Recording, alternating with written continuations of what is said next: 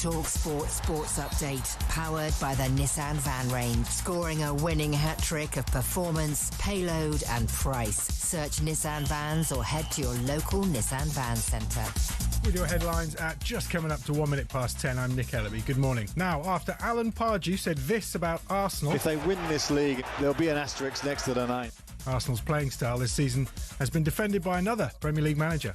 I think Mikel's done a brilliant job, and I hear quite a lot of criticism of Arsenal, and quite often, when you're in football and you actually know what happens and how it works, and you boys are in it, they are doing amazing to be leading the league.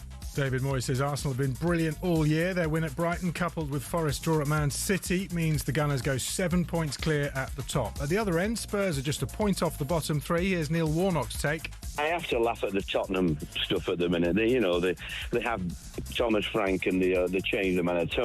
And I look at the manager that's coming and I think to myself, don't they know it's not the manager, it's the dressing room, isn't it? 100%. The dressing room's toxic, isn't it? Spurs host Palace tonight. Meanwhile, Oliver Glasner's been banned from driving for 6 months after breaking one of London's 20-mile-an-hour limits. A decision on moving the Finalissima away from Qatar will be taken next week. The ongoing Middle East conflict means alternative venues are being considered for Spain versus Argentina.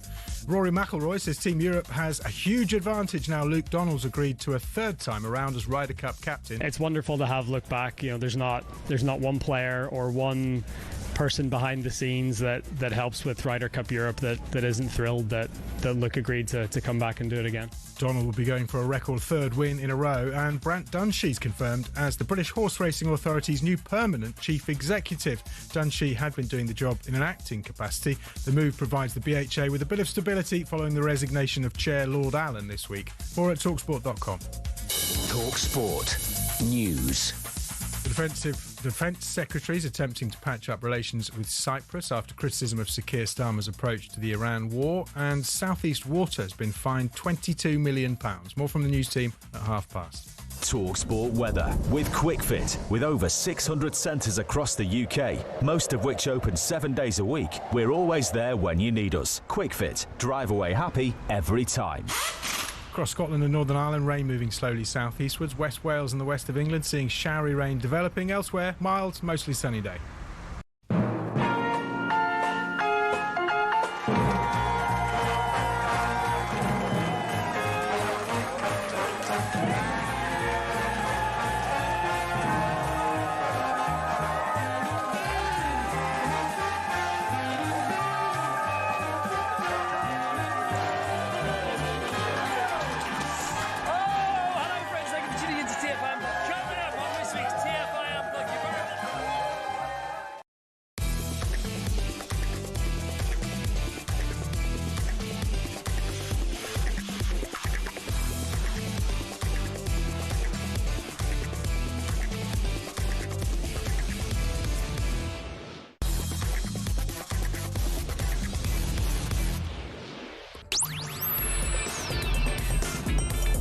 Good morning, everybody. You're listening to Jim White and Simon Jordan. We're live on talkSPORT. So, a busy night for the title and relegation picture as Hurzeler hits out to Arsenal. Are we entering a strange Premier League culture war? Meanwhile, West Ham beat Fulham while Forest fight back at the Etihad. Now 1 point clear of the drop, will Spurs have the requisite bottle to respond? Also today, our Villa snatching defeat from the jaws of victory.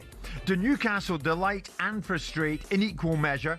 Is there a fine line between journalist and influencer? Plus, from Midday, fight pundit Spencer Oliver will join us live as we go through all the top boxing stories. It's Jim White and it's Simon Jordan, and we are live on talkSPORT. 100% engagement. Jim White and Simon Jordan on talkSPORT. I said it last night and I'll say it again just before I went to my bed. William Osula, take a bow, son. Take a bow. Did you see that winner for Newcastle last night, sir? Yeah, I did. 22-year-old. He plays for Denmark. What a goal. And what a moment for everybody at St James's Park, wasn't it? Yeah, good goal. Good. Again, I found myself watching. I watched the Chelsea-Aston Villa game. Was the game I focused on. And I found myself sitting there watching, flicking back to Man City and Nottingham Forest and thinking, this is awful. I'm really not enjoying this. This brand of football is awful. This Premier League that we're throwing up has no intrigue in it, has no quality in it. It's pedestrian, it's ugly, it's turned into an awful brand of football. Dear. That was my overriding facetious set of observations. Oh, I'm with. Oh, I see. I'm with Chelsea. Yeah. Keep up with it. What, you haven't seen a moment there? I see. Sorry. Irony. Yeah. It's only 10:05. Yeah, I'm with you. Yes. Yeah, I mean, so many twists and turns. Having said that, Fabian Hurzeler really goes for it post-match down at Brighton after they lost by a single goal to nil to Arsenal, who some would argue grind out win after win, but it's win after win. Surely it's up to you to stop Arsenal winning. Well, I didn't see the Arsenal game, so I don't know what he's referring to. But there is, I have rowed back against the idea, not just because Keown's in the studio or Emmanuel Petit, and I just want to go the polar opposite to what they're saying. That there is a bias towards Arsenal in the media. But there seems to be an underlying set of seeded narratives being built out that somehow Arsenal are going to win this title by not being a very attractive side. And I'm not sure I agree with that. And I'm not sure that it's a narrative that should be allowed to be seeded. And I like the fact that Arteta just sort of blows back at it. The manager at Brighton's got other things that he should be doing with potentially preserving his job, because I'm not entirely sure they're 100% behind him as the manager. Yes. Yeah. And I'm not sure why we're in this. And it's amazing how something catches fire and it will subsequently become the orthodoxy. This will become the truth soon. It'll become the version of events that people tell. Once someone's decided something in their mind, whether it be a media presence or a football presence, it then catches wildfire, and then it spreads, it becomes an epidemic. And there you have now, at the end of the season, it will be, if Arsenal win it, they want it ugly. They're a set-piece side. They're not this, they're not that. They're not the Arsenal of old days. They're not this, they're not reflective of what the Premier League should be. Yeah. And it's nonsense. Arsenal are, to win a Premier League for the first time, I suspect you're not going to be the full rounded package. I bet Man City, when they won the Premier League for the first time, or whenever they won it, when they beat QPR in that last game of the season, and everybody was looking at them as a good side, but not the side they became. Well, that's right. Are going to be a version of themselves. I think we're entering a strange Premier League culture war here, Simon, because you're right about that. I mean, Arsenal, boring, dull, gritty, grinding out results, but they're winning and they're top of the shop. They lead by 7 points. Yep. Manchester City have a game in hand. The two play at the Etihad next month. April the 19th is a date for your diary. And City needed to win last night to keep breathing down the necks, and they didn't. But this notion, like I said at the beginning of the week, that people were going, ooh, the boogeyman's coming, Man City are coming. Well, it's not the same Manchester City side. No, that's right. And here we are now, and we can all sit down with these sort of clever navel-gazing insights to how to free kicks are in line with the three-point shot from the Golden Gate team from Sacramento or whatever load of old cobblers he was talking about the other day. When it comes down to it, Man City Arsenal are going to win this league, not because they're under pressure from Man City, but because they're good enough. And Man City are not the same side that they once were before. And I was thrilled for Nottingham Forest they managed to get a point out of it. And what you're seeing at the bottom of the league is remarkable. It's a scrap, isn't it? The only team, the worrying thing for me, I know we'll get onto this as a separate subject. If you're a Tottenham fan, the only team that's not fighting at the moment, all of them are fighting. Look at West Ham; they're fighting. Forest are fighting. Right. Leeds are fighting. Well, the only team that are not fighting and are Tottenham. And let's be clear also, Palace are not out of this. This could go to 37, 38 points, 39 points, this relegation. And Palace are not in good nick for a variety of different reasons. Which makes tonight huge. It's a massive game. Tottenham Hotspur against Crystal Palace tonight. Huge. But anyway, the fact of the matter is this. Arsenal lead by 7 points. They went down to the Amex in the South Coast last night against Brighton and they won by single goal to nil. That's about it. But Fabian Hurzeler, the Brighton coach, was having none of it post-match. Loved the effort from my boys. I loved how they play football. I think there was only one team who tried to play football today, and therefore I'm proud how they did it. I asked one question. Did you see in a Premier League game a goalkeeper going down 3 times? No. In the end, it's about the rules. So if the Premier League, if the referee allow everything, then it's difficult. Then they make their own rules. So at the moment, I have the feeling they are doing their own rules, no matter how they are playing. So that's why I think it's difficult to judge that. Overall, like I said, I will never be that kind of manager who tries to win in that way. I want to develop players. I want that my players are keep improving and keep playing football on the pitch. And in the end, of course, every team will manage and waste time. But I think there has to be a limit, and the limit has to be set by the Premier League. I'm not sure if I would ask now everyone here in the room, did he really enjoy this football game? I'm sure maybe one raises his arm because he's a big Arsenal fan. Where will this go in the future? That's my question. Where will this go? Like at one point, one game we play 60-minute netto time, and then when you play against Arsenal only 50 minutes, then it's 10 minutes different. So is this for what the supporters are paying for? Do you want to send off the goalkeeper with 2 yellow cards for wasting time? This will never happen. So what should he do? So he really did go for it, didn't he? Fabian Hurzeler. We'll listen to that there. Some of it I agree with. Raya, I must admit, needs an equity card now and again. But at the end of the day, Arsenal won it. And Fabian, it was up to you and Brighton to stop them winning it. Post-match, maybe no great surprise, Arteta was like, really? What a surprise. Would you like to expand on that? No. I mean, you just go back for the previous games and you will find a lot of comments like this always. So, do you feel like that? I love my players. That's what that's the highlight. I love my players. We love our players, and I love the way we compete. I mean, I think this narrative, Simon, is only going to ramp up in the run-in here. We're already in the run-in. Arsenal get one hand on the trophy at the moment. Arteta's going to continue to defend his players the way he did there. And to be quite honest, fair play to him for doing that. If they win it this way, they win it this way. Yeah. And everybody else loses out. I mean, yeah. I mean, I'm not an Arsenal fan, so I don't have a dog in the fight, but I'm not offended by Arsenal as a side. I think there have been better versions of Arsenal. I think there's been more free-flowing versions of Arsenal. There's been more beautiful football. But at the end of the day, the team that wins the league are the team that deserves to win the league. I mean, last year, Liverpool were quite functional. They weren't the rock and roll side that previously was under Klopp's regime. There was a functionality about them. There was an efficiency about them. Yeah. There was a little tad more flamboyance because of the personalities inside the side were slightly more established. But notwithstanding that, they were still a relatively functional Liverpool side. And I look at it now and go, I don't really understand what... I push back and not just try to be a contrarian. I push back against the notion that there's a bias towards Arsenal. And when Emmanuel Petit and Martin Keown go off into the sunset about other pundits, and then I ask them, do they criticise other teams? Yeah. So it's not just against Arsenal. You're railing against punditry rather than their punditry against Arsenal. Yeah. But when I start to see this kind of conversation about the potential team that's going to win the league, and there's a real robust rebuttal, he's a well-constructed argument, and I'm sure there's points of it. What, from Hurzeler? Yeah, I'm sure there's points of it that have some real resonance. Yeah. But if you're going to go after another manager, which he has done in that interview, he's gone after another manager about how he wouldn't want to play. Well, you're never going to win the league, son. So you won't have to have that problem. With due respect at Brighton, you're not going to be winning the league anytime soon. You might get a bigger job if you do well at Brighton. Yeah, undoubtedly there is something in this, though, Simon. I do recognise that fact. A couple of the lads who work in here, Arsenal fans, but both of them saying this morning, "Yeah, we're top, but it's not that great. A bit functional, isn't it?" And Alan Pardew, interestingly, on co-coms, serial winner, yeah, he went down that route when asked about how he views the way Arsenal are doing it. At the moment, it looks like Arsenal are going to see it through. I mean, if they win this league and Man City drawing tonight, this will be a significant evening for it. There'll be an asterisk next to the name because... I was going to say, what sort of champions will they be remembered as? You've only got to look at them, really, in these type of performances and say it's just a functional display.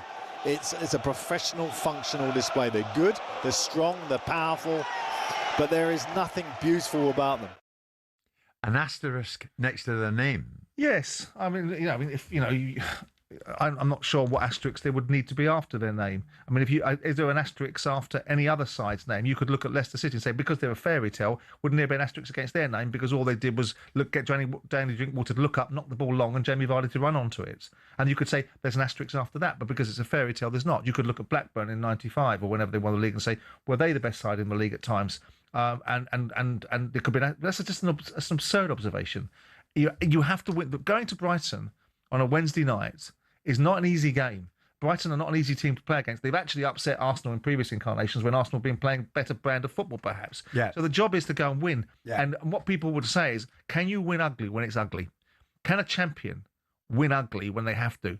Now, when they have to win ugly and they're prepared to win ugly and show the characteristics of an underside to their slightly lightweight belly that people might have accused them of before, now they're going to be whipped by it. I don't understand what's going on. Why is there this necessity to suggest that Arsenal have got to be a beautiful team to win the league when that's never been the standard that other teams have been judged by? Yeah. And of course, yes, we've had it from Pep. But Pep Guardiola has had this wonderful luxury of being able to build teams with enormous amounts of money. And I've also made the argument that Arsenal have had lots of money too. I think this is...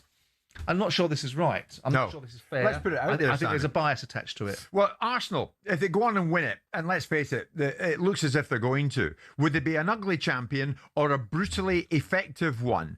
And this criticism that's coming their way this morning, let's not forget, Arsenal now lead by 7 points, and it was City and not Arsenal who slipped up last night. All this criticism, is it legitimate or is it born out of sour grapes? You tell me.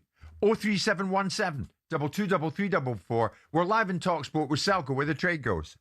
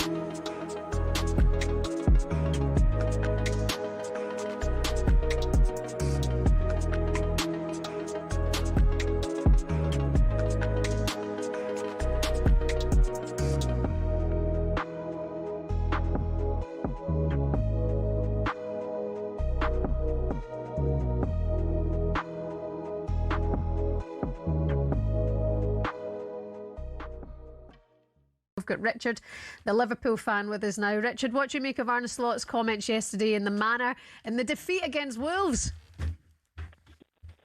Well, first of all, I'd like to say good morning, which it is for some people.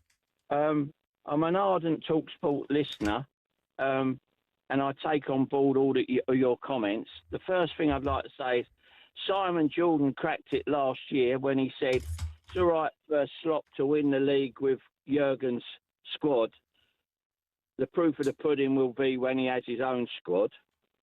And Gabby's comment about he should focus on Liverpool playing football, not what he thinks about the rest of the league playing football. And I said before Christmas, we're not going to qualify for Europe. Without a shadow of a doubt, we're not going to qualify for Europe, which would mean we won't have the funding, we won't entice any good players in the summer season, the close season. And I just think Liverpool are going to react to this situation too late. And by the time they react, Alonso will be somewhere else and we'll be left hanging in the wind with no one. What are you saying? Get rid of the manager now? I am, because why talk about what the rest of the league's doing when you've got problems of sorting out your own team? The Green Party have won the Denton and Gorton by-election. Labour in third place. Breaking news that Peter Mandelson has now been arrested. So Mandy and Andy have now both had their collars felt. What would Andrew Loney tell them to do? To come clean, be honest. And if Charles is complicit in this cover-up, which I believe he is, then I think he has to fall on his sword. When you define sex, what your gender or sex, what you mean is biological sex, and that's a man or woman, what you are physically, not what you think you are on a Wednesday afternoon.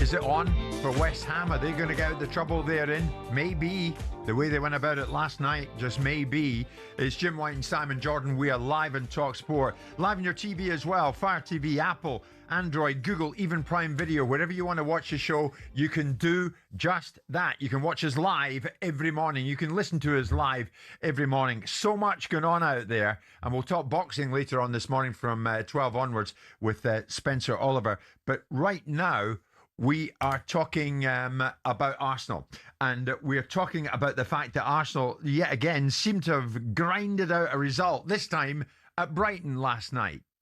But Simon, did you say in the passing there seems to be some kind of bias towards Arsenal or against Arsenal? As we went into that break, you were saying to me, there is undoubtedly a bias. Is there a bias? Well, it feels like there's a narrative being created which then creates its own version of bias. Because all of a sudden we're hearing punditry and commentary which is taking a side and it's not saying to win a Premier League for your first time in 22 years where you don't have the knowledge, you're going to have some guile. Then you're going to have some gumption and you're going to have to be strong and overcome adversity in difficult games. Can you go to Stoke on a wet Tuesday night and win the Premier League when it's ugly? So Arsenal are saying, yes, we can. Yeah. We can also top the Champions League. Yeah. We can also be in the in finals of the League Cup, and we can also be in the FA Cup.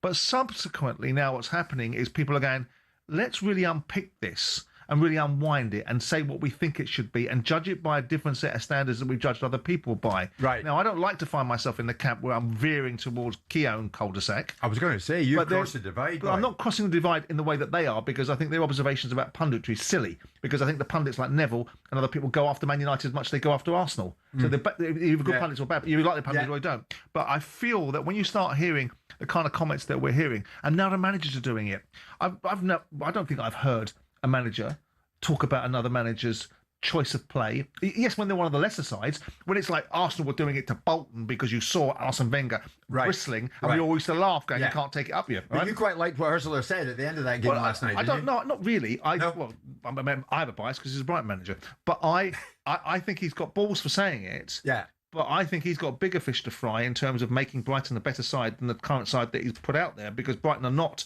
a reflection of the Brighton that's gone on in previous seasons. Yeah. So it's all well and good being bold. It's all well and good being straightforward.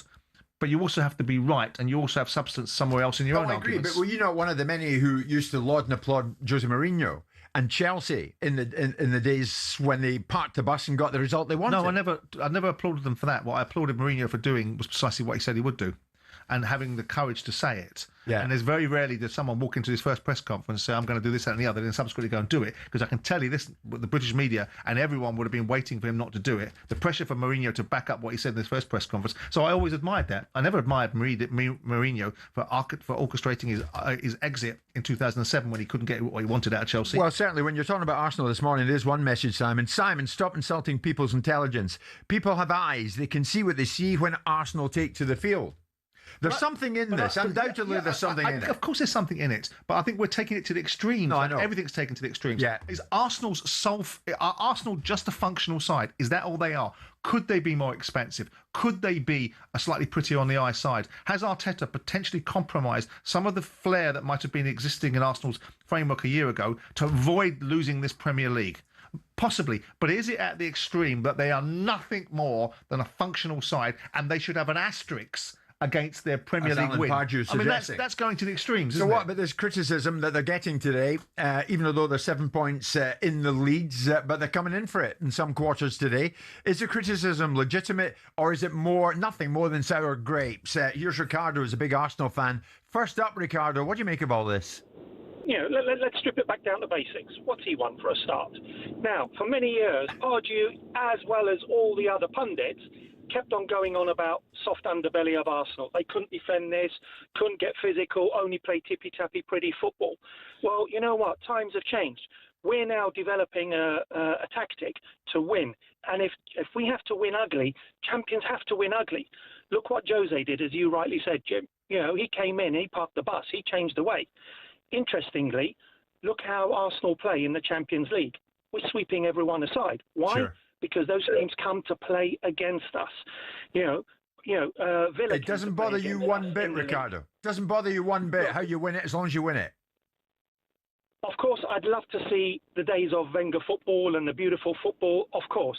But you know what? Sometimes sometimes you've got to win ugly. Yeah. Let them win ugly. Let them get this winning mentality. Get them siege mentality. And that's what I believe. And Ricardo, before you leave us, you're going to win it. Absolutely. There you go, Ricardo. Great call. John, do you agree with Ricardo? Good morning. I agree with everything he said, but the point I've rang up about is what a manager up in the northwest of London said earlier in the week. Watching Premiership football is boring, he said. Mr. Arnold Slot. He's the man who brought his team to the Emirates this season, put 11 men behind the ball, plus a bus, never had a shot on target, never had a corner the whole game. Yeah. And he's got the cheek to say the way Arsenal were playing. Plus, what I still naggle with me with that man, last season he won the league, congratulations to him, but he lost 1-0 to Nottingham Forest in September last year. And he turned around afterwards and said, Nottingham Forest, we shouldn't lose against a team like that. That's a team that's won the European Cup twice and league titles as well. Yeah. What is that man thinking in his head? He needs some hair to keep his brain on. That's what he needs. John, great call. Thank you for that. Here's another John, but John is a Brighton fan. Are you in the Hurzeler camp, John? Good morning. I am indeed. Good morning to you. Great show like usual. Yeah, look, just a couple of points. I went there to the match last night. Yes, we were unlucky because we could have scored straight away. That's life. I think Arsenal were very, very, very lucky. That goal that they had was a pure fluke because it went off for I think it was one deflection and then through the actual goalkeeper. But apart from that, I've got no issue with Arsenal. But here we go. I'm in the North Stand, which is behind the actual goal there, obviously, which is normally the home supporters. We see a lot there. Now, I'm going to be rather a bit dramatic here, but I'm just going to tell you what I think. I tried on Wednesday morning to phone up and find out who was the referee for the actual match. The Premier League would not give me a name. I then checked with Brighton's website. They would not have a name. I thought, we'll blow it. Let's just try Arsenal on the off chance. They had Kavanagh's name already up as the referee for that match. So that is suspicious. At half time, the Brighton players came on. There was not one referee on. Kavanagh didn't come on, and he came out with a group of Arsenal players literally at the same time. Now, Kavanagh, I'm afraid we know referees don't like Brighton. What are you saying about Kavanagh here, John? Well, I'm just simply saying, I think it's the old thing. It's this big six syndrome, and that they like to think that they are the big man. Football is not about VAR, and it is not about the referee. It's about the players and enjoying the football, and that's what's gone wrong in this particular situation. Now, Brighton... Yeah, but John, Kavanagh didn't lose you the game 1-0 last night. You lost the game 1-0. Well, hang on, I agree what you're saying, but there was also a very disputable penalty that we should have had and we wouldn't have got. We didn't get it. It sounds like a bit of a conspiracy theory going on with you, though, John. No, can I just say one final point on this, if I may? If Arsenal get the Premiership, fine, but I'm afraid you don't get the Premiership. It's all Arsenal supporters saying, you get it because you want to win hard and you want to be tough. You don't win it properly by cheating, and that is what they did. What his name is? He went down 3 times, right? Raya, David Raya. Yeah. One of the times he went down, he was rubbing his head. Then he changed it to his arm, and he stayed down, and the referee stopped. That's another thing. When we're injured, the referee carries on with it. When they're injured, the referee's running over there like a little father with his son. So John, is the Arsenal goalkeeper the only one that goes down injured in the Premier League? No, what I'm saying is it's true what Fabian said. He said how many players go down 3 times, especially goalkeepers, in the Premier League. When was the last time that happened in a match? I'm sorry to say, I know I'm going to sound like a ranting old Brighton supporter, but at the end of the day, as I said, I've got some very nice friends who are very Arsenal supporters, but I'm afraid that was a disgrace last night, and Arsenal should not be shouting how wonderful they are, and if they do lose it, which I still think there's a possibility. The only reason that Arsenal are winning where they are is because the other teams are not performing the way they should. Okay, John, many points in that for us to have a look at and dwell upon. A couple of conspiracy theories as well that we'll take on board. Back to some of the calls in a moment. It's 10:30.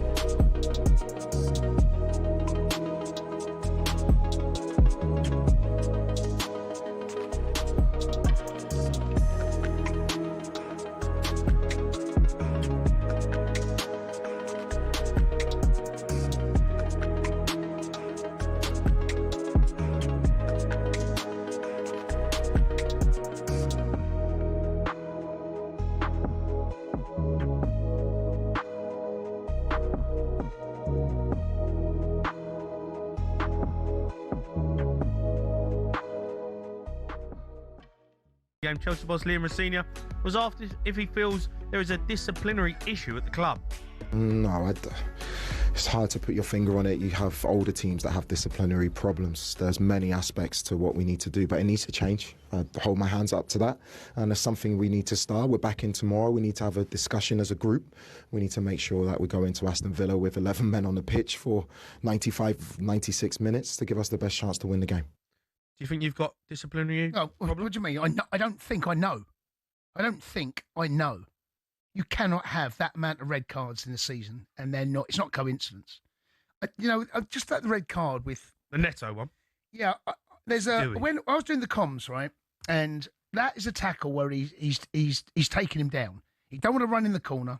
He's probably Martinelli's come off the bench. He don't fancy it. He's running. He's like, I don't really fancy change. He's taken a little bit of a cheat's way out. He's brought him down. Yeah. And he doesn't want to. That's a tackle for someone that's not on a yellow. I don't think he knows he's on a yellow card. I'm not excusing it because it's another cheap yellow card. And the problem you've got, and I've watched every Chelsea game, is we pick up cheap yellow cards. And cheap yellow cards can lead to expensive red ones. Yeah. And I see Enzo Fernandez yesterday, Pedro Neto sent off. Enzo Fernandez, our vice captain, gets another red yellow card for throwing the ball down, right?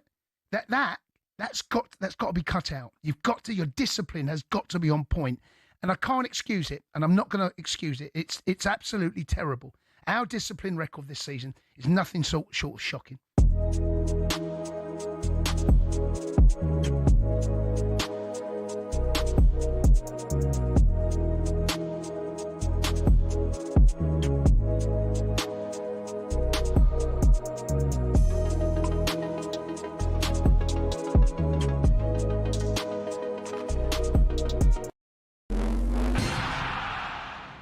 Former Premier League manager Alan Pardew says if Arsenal win this title, they'll need an asterisk next to their name. Here's why. It's a professional, functional display. They're good, they're strong, they're powerful, but there is nothing beautiful about them.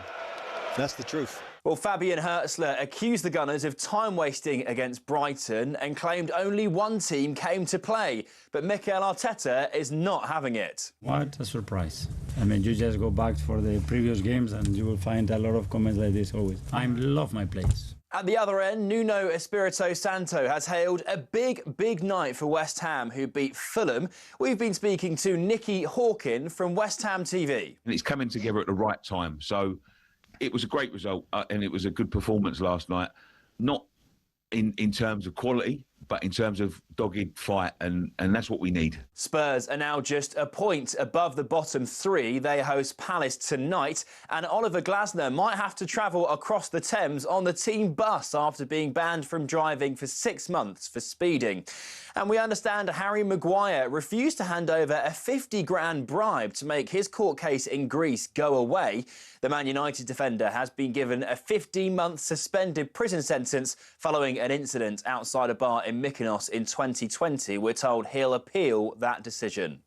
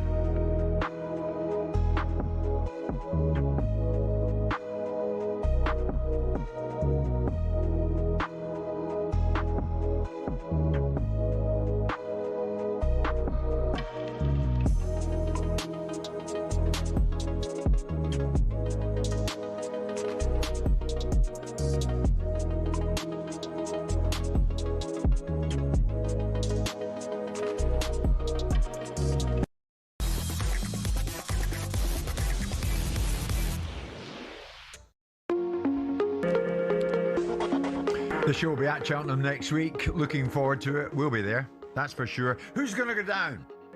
Wolves look set to go down.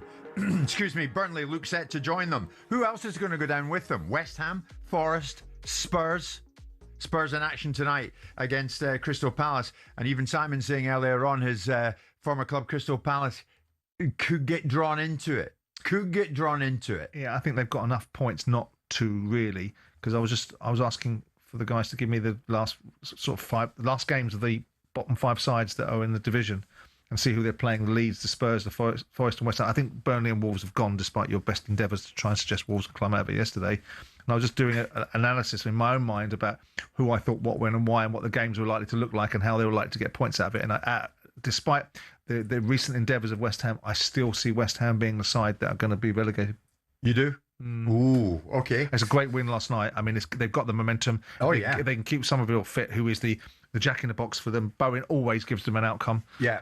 But Somerville's given them a real opportunity. But I just think if you look at the games they've got coming up, you look at the games the opposition have got. Well, we're going to look at that in a bit more detail very shortly. Incidentally, the French heavyweight boxer Tony Yoka is going to join us in studio later on this morning. Olympic gold medalist. Former Olympic gold medalist. He goes in against Lawrence Okoli next month. So we're looking forward to being joined by Tony, who's quite a character as we understand it. What is going on, though? At the top of the Premier League, Arsenal lead the way by 7 points. Manchester City slipped up last night. They got a point when they wanted 3 against Nottingham Forest. Didn't work out the way they wanted.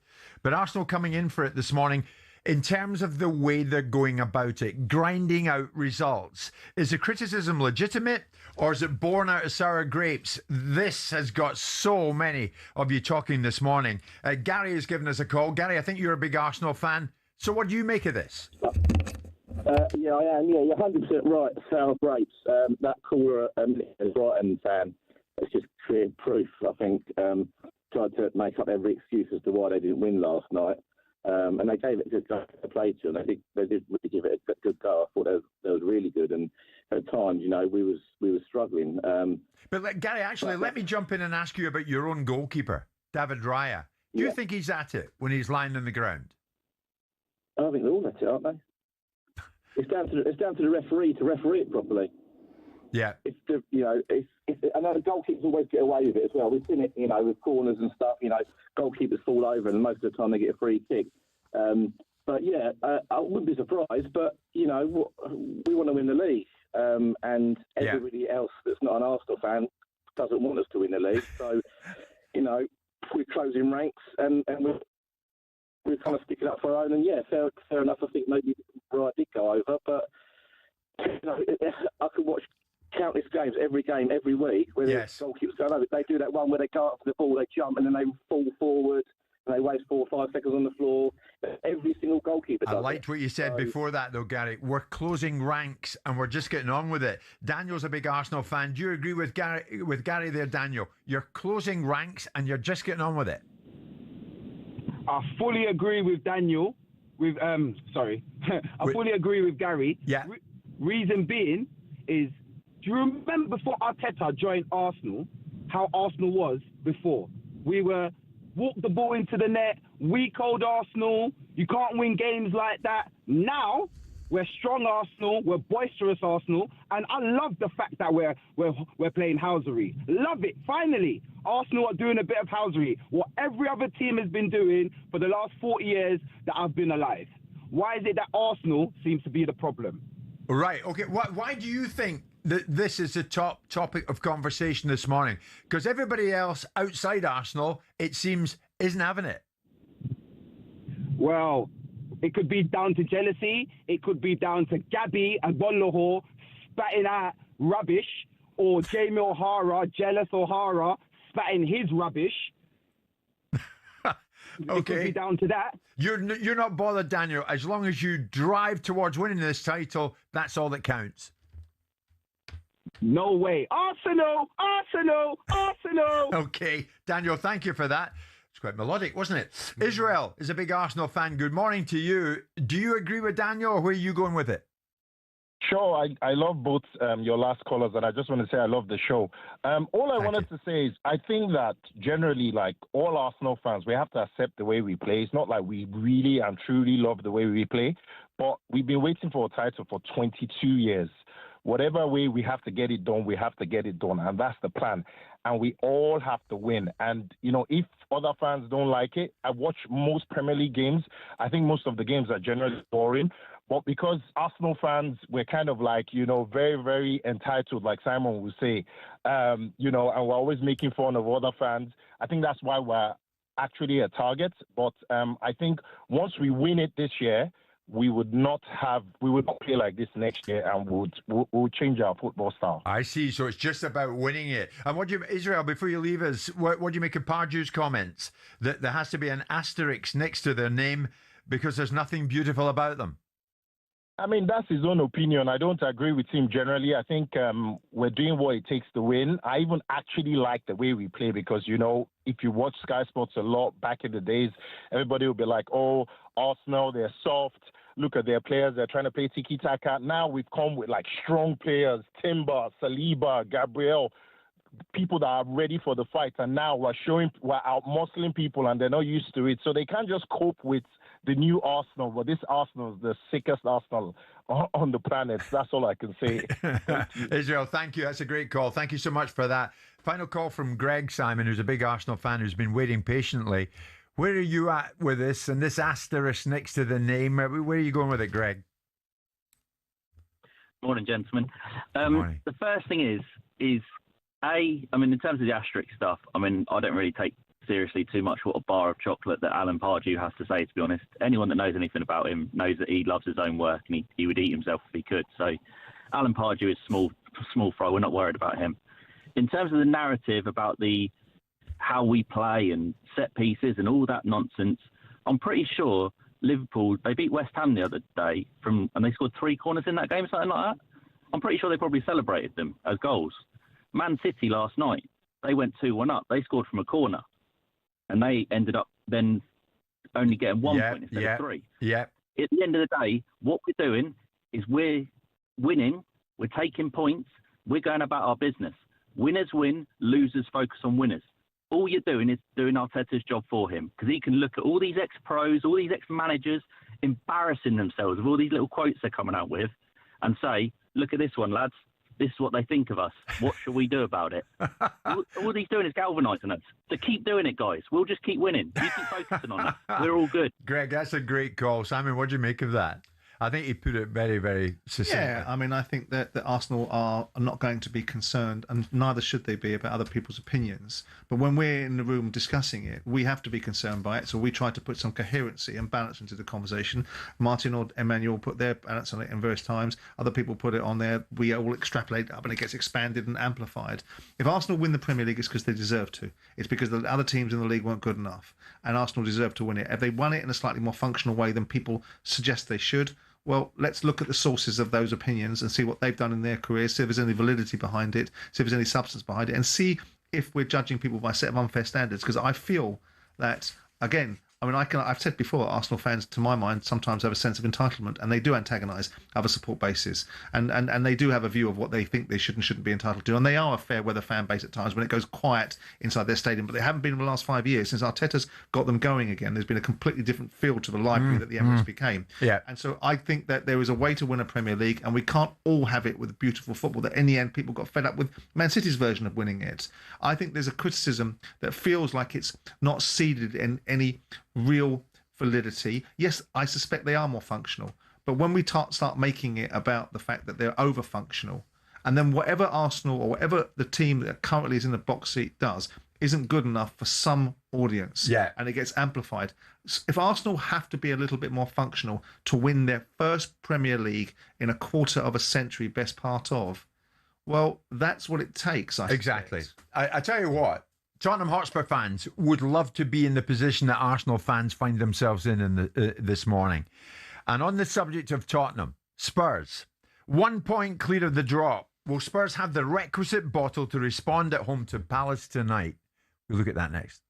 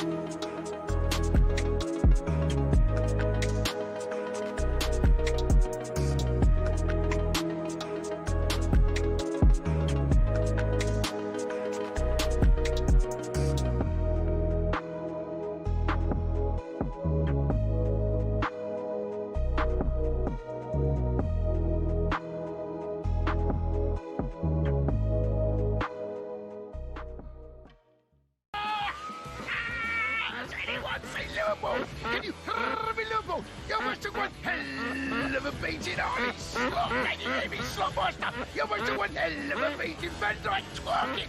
The Beatles. The Lima Bird. 100% mode. 100% mode. Can you hear me? 100% mode. You must have one hell of a beating. The Royal Albert. Oh, Ryan the producer. And got it. Yes, maybe a paper Sonia. The Cavern Club. The Coutinho money. Can you hear me, Coutinho money? You must have one hell of a beating, Jermaine. And Liverpool Light Street Station. You'll never want.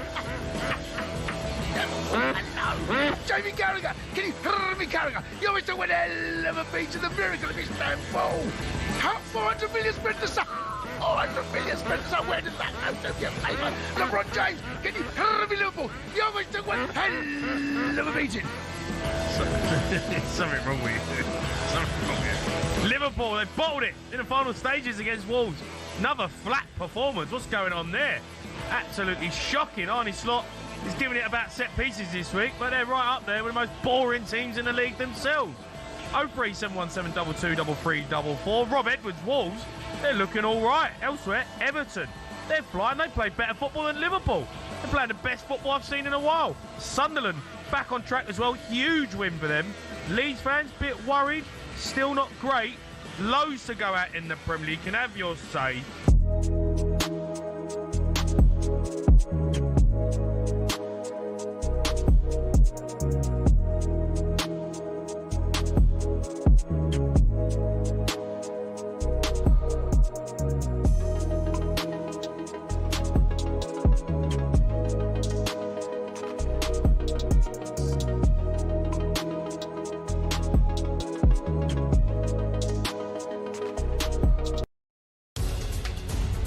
Party have won the Denton and Gorton by-election. Labour in third place. Breaking news that Peter Mandelson has now been arrested. So Mandy and Andy have now both had their collars felt. What would Andrew Loney tell them to do? To come clean, be honest. And if Charles is complicit in this cover-up, which I believe he is, then I think he has to fall on his sword. When you define sex, what your gender or sex, what you mean is biological sex, and that's a man or woman, what you are physically, not what you think you are on a Wednesday afternoon.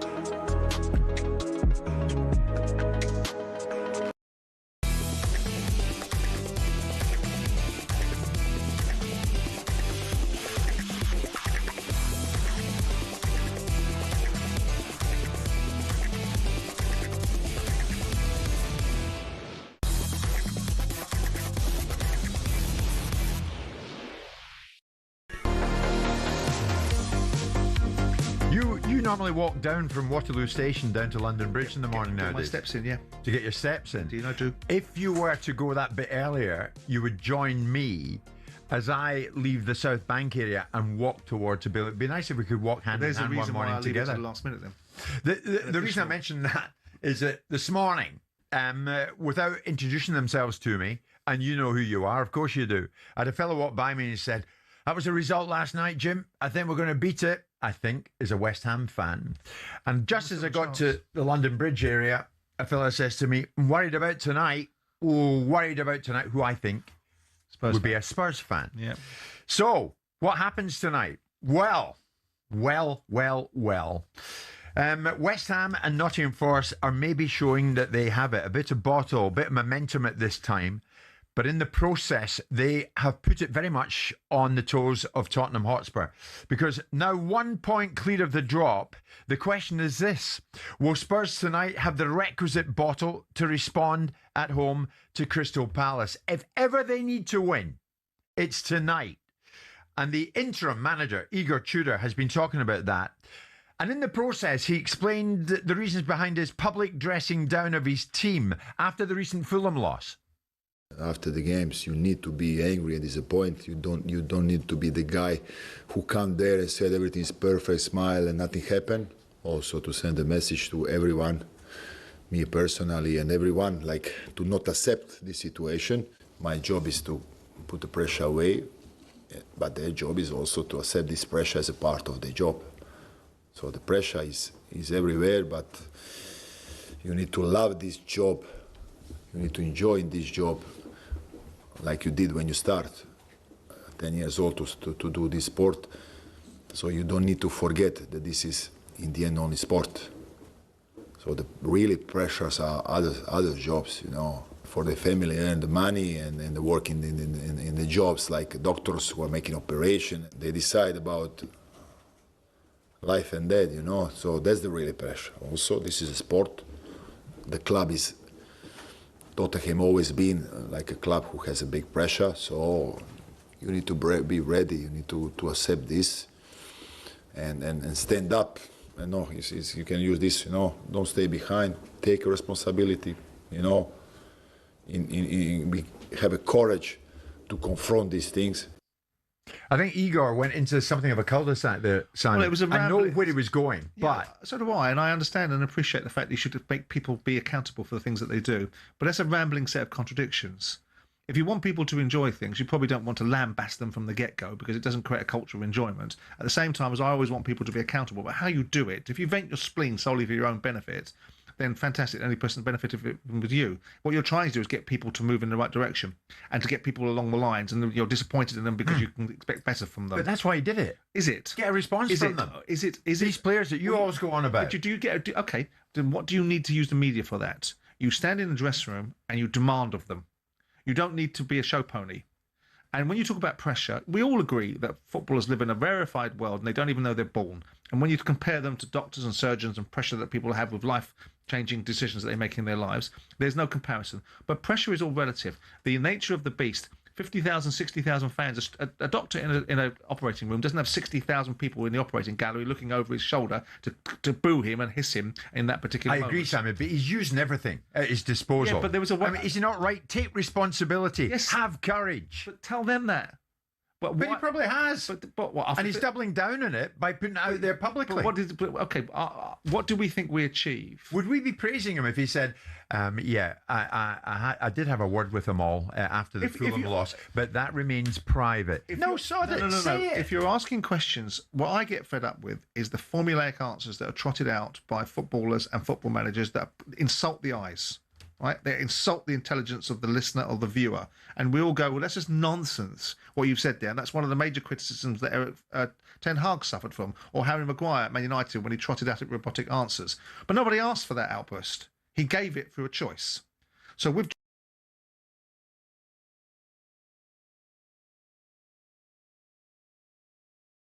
what you get in return from it, and you can dish out that particular set of scenarios to your players in their face so they get the message loud and clear.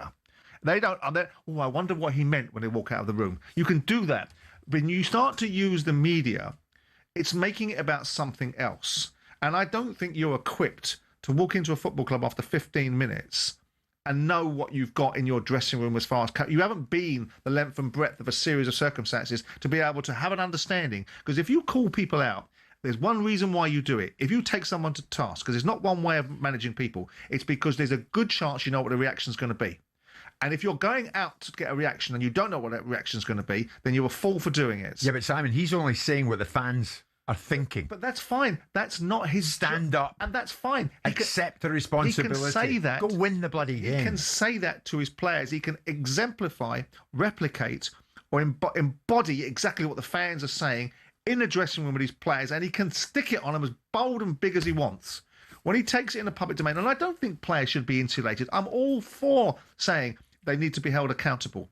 But you also need to find a way to get an outcome. And then you can serve these little sods up at a different time when you have a different set of standards. You're standing on firmer ground. If he believes that's the right way to go, here's the thing.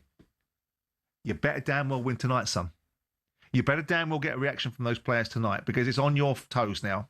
It's on you now. You've gone to the back page of the playbook and you've gone to the back page of the playbook, you've gone, I'm not going to deal with the prologue, I'm not going to deal with chapter 1 or chapter 2, I'm not going to deal with the conventional rules of wisdom about how I'm going to build relationships with players and prostitute myself to get an outcome and then deal with them in the longer game. I'm going to go, bang, you lot, not good enough, you're a disgrace. Well, let me add to this. You better win then. Yeah, I agree with you. Better win. I agree with you. Part of the build-up to this centres on those who are intending, or maybe more accurately, those who are not intending to go to the Tottenham Hotspur Stadium. Spurs are thus far, we are told, struggling to sell out tonight's game. And it could end up that this is the match that could be pivotal to taking you away from the trouble that you're in. And what? You're not going to be there to support the players and the team, or are you? You might want to come to air with Simon and myself, and if you're one of those who's going to stay away, tell us why you're going to stay away, that you're not going to go and take up your seat. If you are going, you might want to give it to those who aren't. 03717 223344 at 11 o'clock.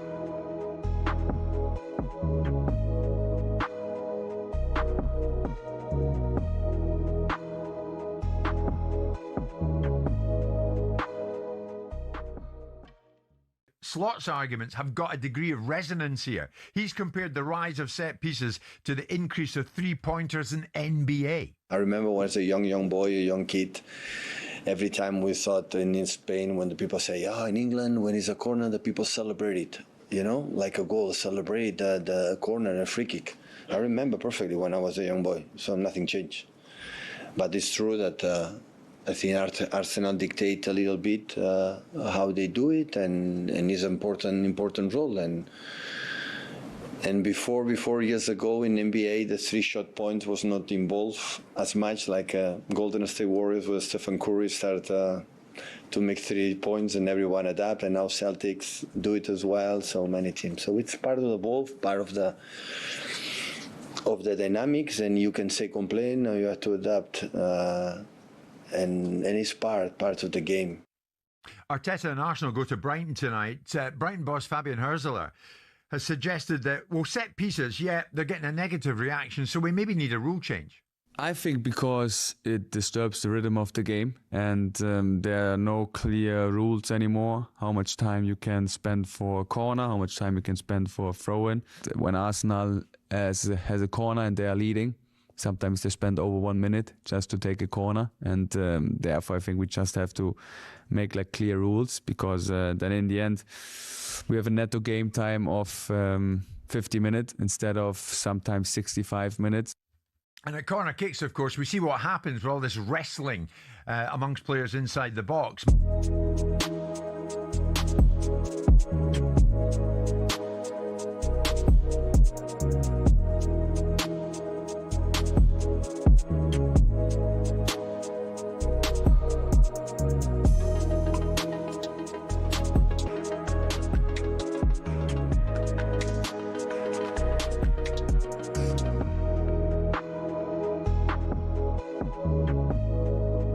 talkSPORT Sports Update, powered by the Nissan Van range, supporting van owners to get the job done.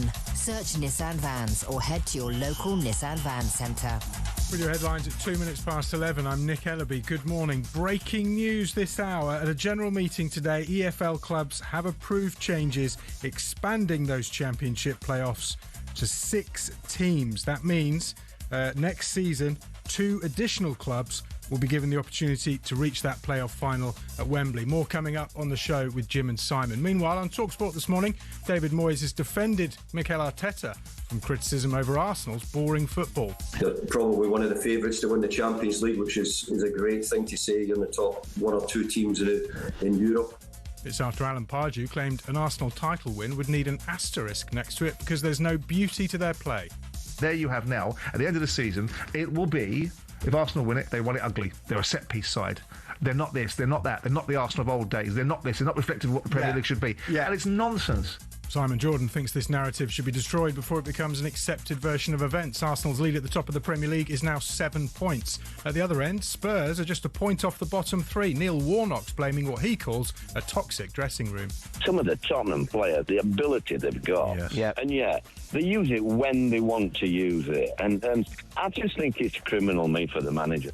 Spurs host Crystal Palace tonight. Their head coach Oliver Glasner has been banned from driving for 6 months. Glasner was doing 29 in a 20 on the Old Kent Road. Florian Wirtz could feature for Liverpool in the FA Cup at Wolves tomorrow. He's missed the last 3 matches with a back problem. UEFA are delaying a decision on moving the Finalissima. Argentina versus Spain still slated for March 27th in Qatar.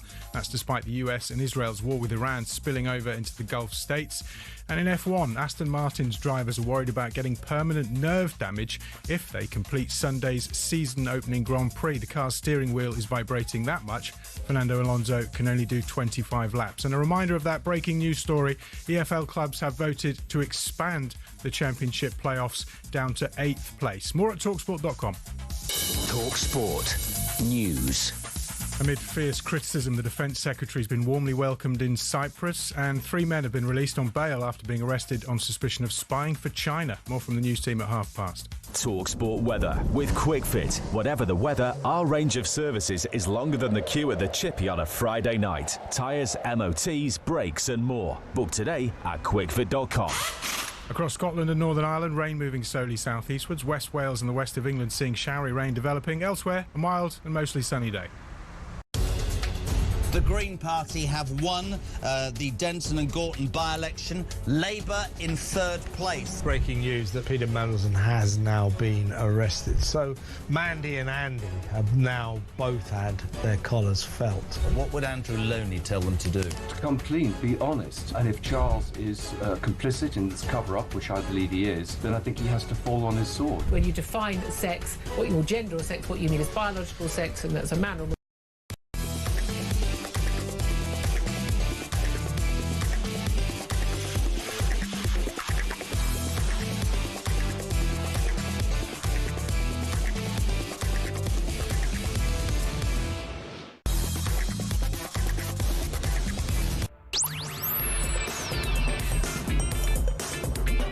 Good morning, everybody. It's Jim White and it's Simon Jordan. This Thursday morning, we are live on talkSPORT. Thursday, March the 5th. A lot to get through and a bit of breaking news, as you heard from Nick Ellaby there in his bulletin. At a general meeting today, EFL clubs approved the changes to expand the number of teams competing in the Sky Bet Championship playoffs from 4 to 6, and it will start in the 2026-27 season. Next year. Next year. Thank you for that. While I was listening to that news, you were screaming at me that this was your idea, or this was an idea that came out of Crystal Palace in your time there. Yeah, right? it was my chief exec, Phil Alexander, Fat Phil from Shooters Hill, that came up with the idea about expanding the playoffs, and it was not received very well. And I was surprised it wasn't received very well then, because it gave an opportunity to increase commercial revenues that benefited clubs. But then again, I wasn't surprised by the people that were in football at the time and their voices inside Football League meetings.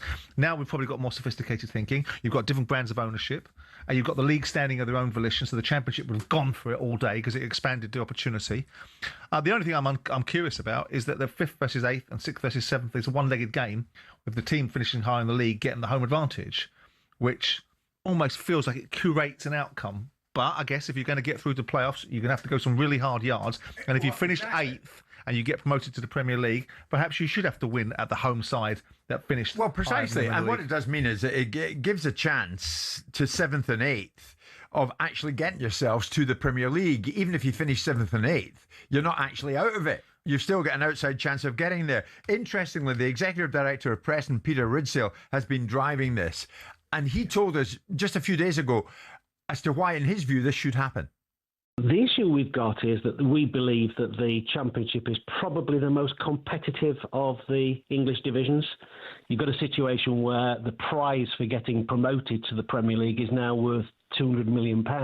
So we believe that if you can actually have the league even more competitive towards the end of the season, when people can have the prize of getting into the playoffs by coming down to 8th. So, we think it's exciting. We think it helps media rights, it helps competition, and it reassures owners who are putting a lot of money to try and get the prize of playoffs and or promotion. So it makes it more interesting, I think, Simon, for fans of other clubs. That's the bottom line. Yeah. If it was all to finish today and this was in operation now, you'd go way down to 17th of Norwich in the league with a chance to get into the 8th spot. That's what you do. Right. You take 60.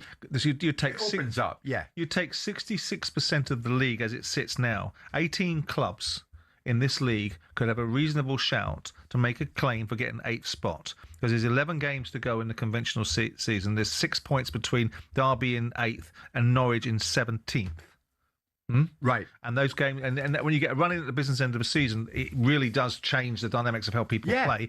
All of a sudden, you've got 66% of the league having something involved. Then you've got the other 25%, or 35%, sorry, sort of going to the Gabby Bongle arithmetic school, the other 34%, which would be fighting for not staying in the division. So you've got constant jeopardy in a league, which actually reminded me when I was over in America looking at the MLS and how they construct their leagues and how many teams get an opportunity to play in their playoffs and participate in outcomes for themselves. They have something like 60 or 70% of the teams in a league any given season that could feature in a playoff scenario. Right. So it's all Does about... it affect the quality? There's a message coming through there. You're telling me that 8th could end up going to the Premier League. Surely, that ain't good in terms of the quality of the club that's going to go up. Well, there's nip and tuck. More often than not, when you finish 6th in the league, and we went up as a team that finished 6th, there was the points total, I think West Ham finished behind us and Wigan finished behind us in the league, and they were like a point difference. So tell me there's a point difference between 6th and 8th. Pack it in.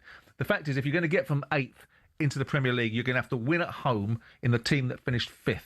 Then you're going to go into a two-legged semi-final against the team that's ultimately finished in 3rd or 4th in the league.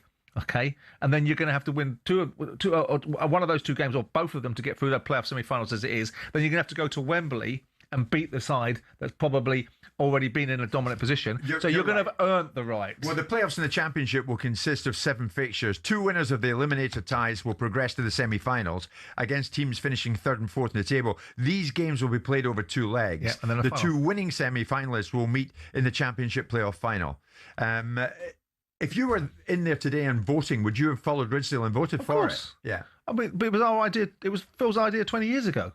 About expanding the commercial opportunity and making. Why are you still claiming this? That this was not me. Palace's idea. Because it was a decade on. Well, why didn't you force it through? Because you didn't have. Well, you can't force something through. You can only bring the votes with you. If you can't get the votes, if you can't sell it. Why didn't you get the support then? That you because if you'd have been in those football league meetings, you would have wanted to shoot yourself in the face like I did. That's why I didn't go to them in the end. That's because you made your club so unpopular. Because I couldn't bear listening to the small-mindedness of it all. And the reasons why the Premier League is an enjoyable experience at Premier League meetings is because it's a very simple common denominator. Show me the money. Everyone understands where they are, like NFL meetings. They all understand what they want from one another. They're all there for one reason, which is money. They're not there for petty politicking or finding a way around the smallness of what's happening down at Accrington Stanley as opposed to what's happening at the top of the Championship. So with due respect to the circumstances now, I think it's got more commercial. There was a whole raft of rationalisations and initiatives led by people like Theo Pafitis that changed the structure of the way that the EFL was put together. You've got commercially more adept people in there like Rick Parry and Trevor Birch that are really good at what they're doing rather than some of the clown college we had there previously. You've got bigger clubs, you've got better ownership, you've got American thinking in those leagues. Of course, you're going to have a different outcome. And also, American thinking. No relegation, no promotion in America. Not necessarily just that, but the ultimate level of playoff participation, but scale of opportunity and scale of outcome. It creates more jeopardy, Simon, doesn't it? It creates more broadcast revenue. That's what it does. That's what it's about. It's not about jeopardy in the league. It's about more money. And by giving more games... The byproduct's jeopardy. The byproduct is broadcasting revenue.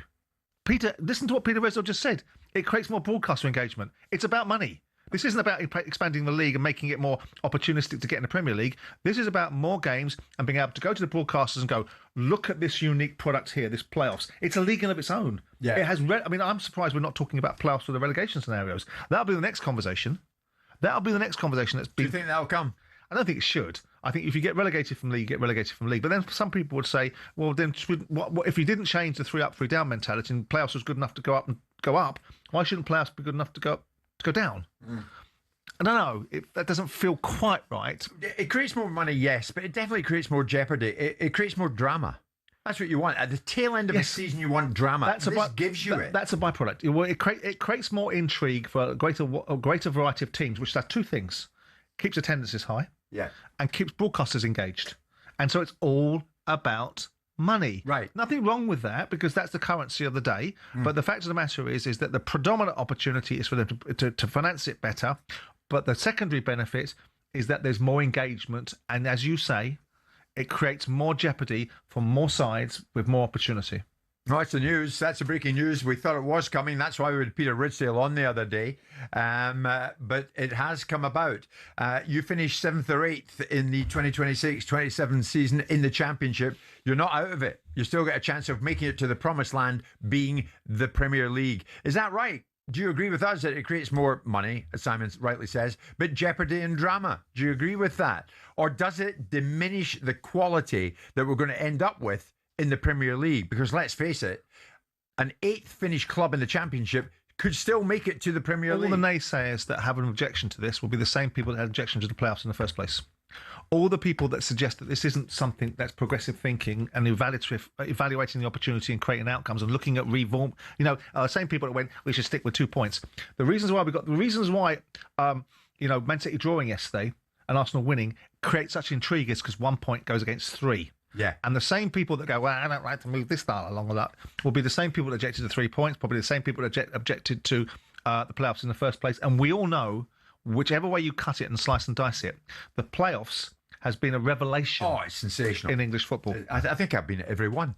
So the EFL clubs have agreed to expand the Championship playoffs from 2026, 2027. 7th and 8th, it now appears, gives you a chance of making it to the Premier League. But might that diminish the quality in the process? You might want to give us a call. 03717 223344.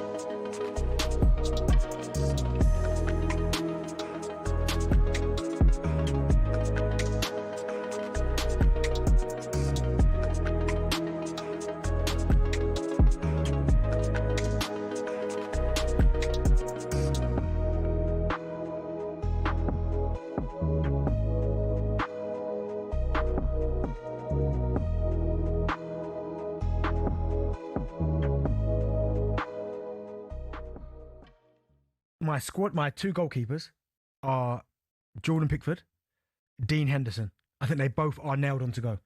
Right? So, and if you looked at Nick Pope recently, no. Okay. Even though I think Ramsdale, I think Aaron Ramsdale's better, but it's my opinion. Right. Shout out Rambo. Back foot. Hold on, you only take 2 goalkeepers? Yeah. Do you need more than that? Yeah, legally you have to take 3. Legally? Yeah. It's part of the rules. Well, I'm going to go Ramsdale. Right, okay. I'm a little bit worried now that you've picked your 26-man squad and all of a sudden you've just found out you've got to take 3 goalkeepers. Yeah. Right? Ramsdale, because your mate. So that's Ramsdale, right? Your mate. So that, Rambo. Right, here we go. Sorry. But that's... Why you got a highlighter pen? Because these are I've got highlight the ones that are definite, and the others are more work to do. All right, okay. You like that? Very complex, this, isn't it? Not really. Okay, go on. So I've got a question. So I've got question mark next to Ramsdale and question mark next to Nick Pope, right? As that third string goalkeeper. This is your 26-man squad. Yes, but listen. So nail down the 3. Me and Joe did this. You just side piece, all right? So you just stay over there. I'm about to ring the squad. I'll just read it out what we do now. Bentley names his 26-man squad. Thank you. Right, who are your 3 goalkeepers? Right back. No, genuinely, you've got to pick your 6. Okay, but it's 26-man squad, right? But some of them are not nailed on. So I can have options, can't I? Thank you, Joe. Honestly, we was sitting. So it's not 26. Anyway, right back, Reece James. Right. All right. He's definite nailed on. Okay. I've only got one right back because My nailed-on centre-halves are Konza, Mark Gahey, John Stones. Konza can play right-back and has played right-back for England, so he can go out there. I've also got in the squad...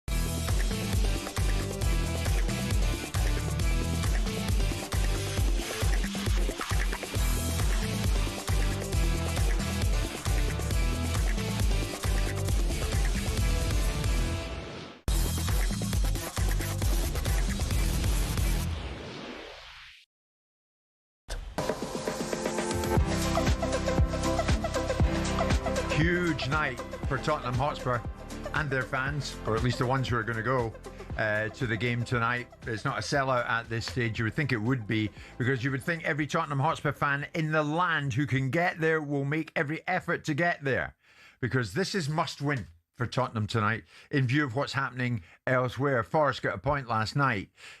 West Ham got a win last night. We'll get to that. In the meantime, I want to stick with this. At a general meeting today, EFL clubs approved changes to expand the number of teams competing in the Sky Bet Championship playoffs from 4 to 6.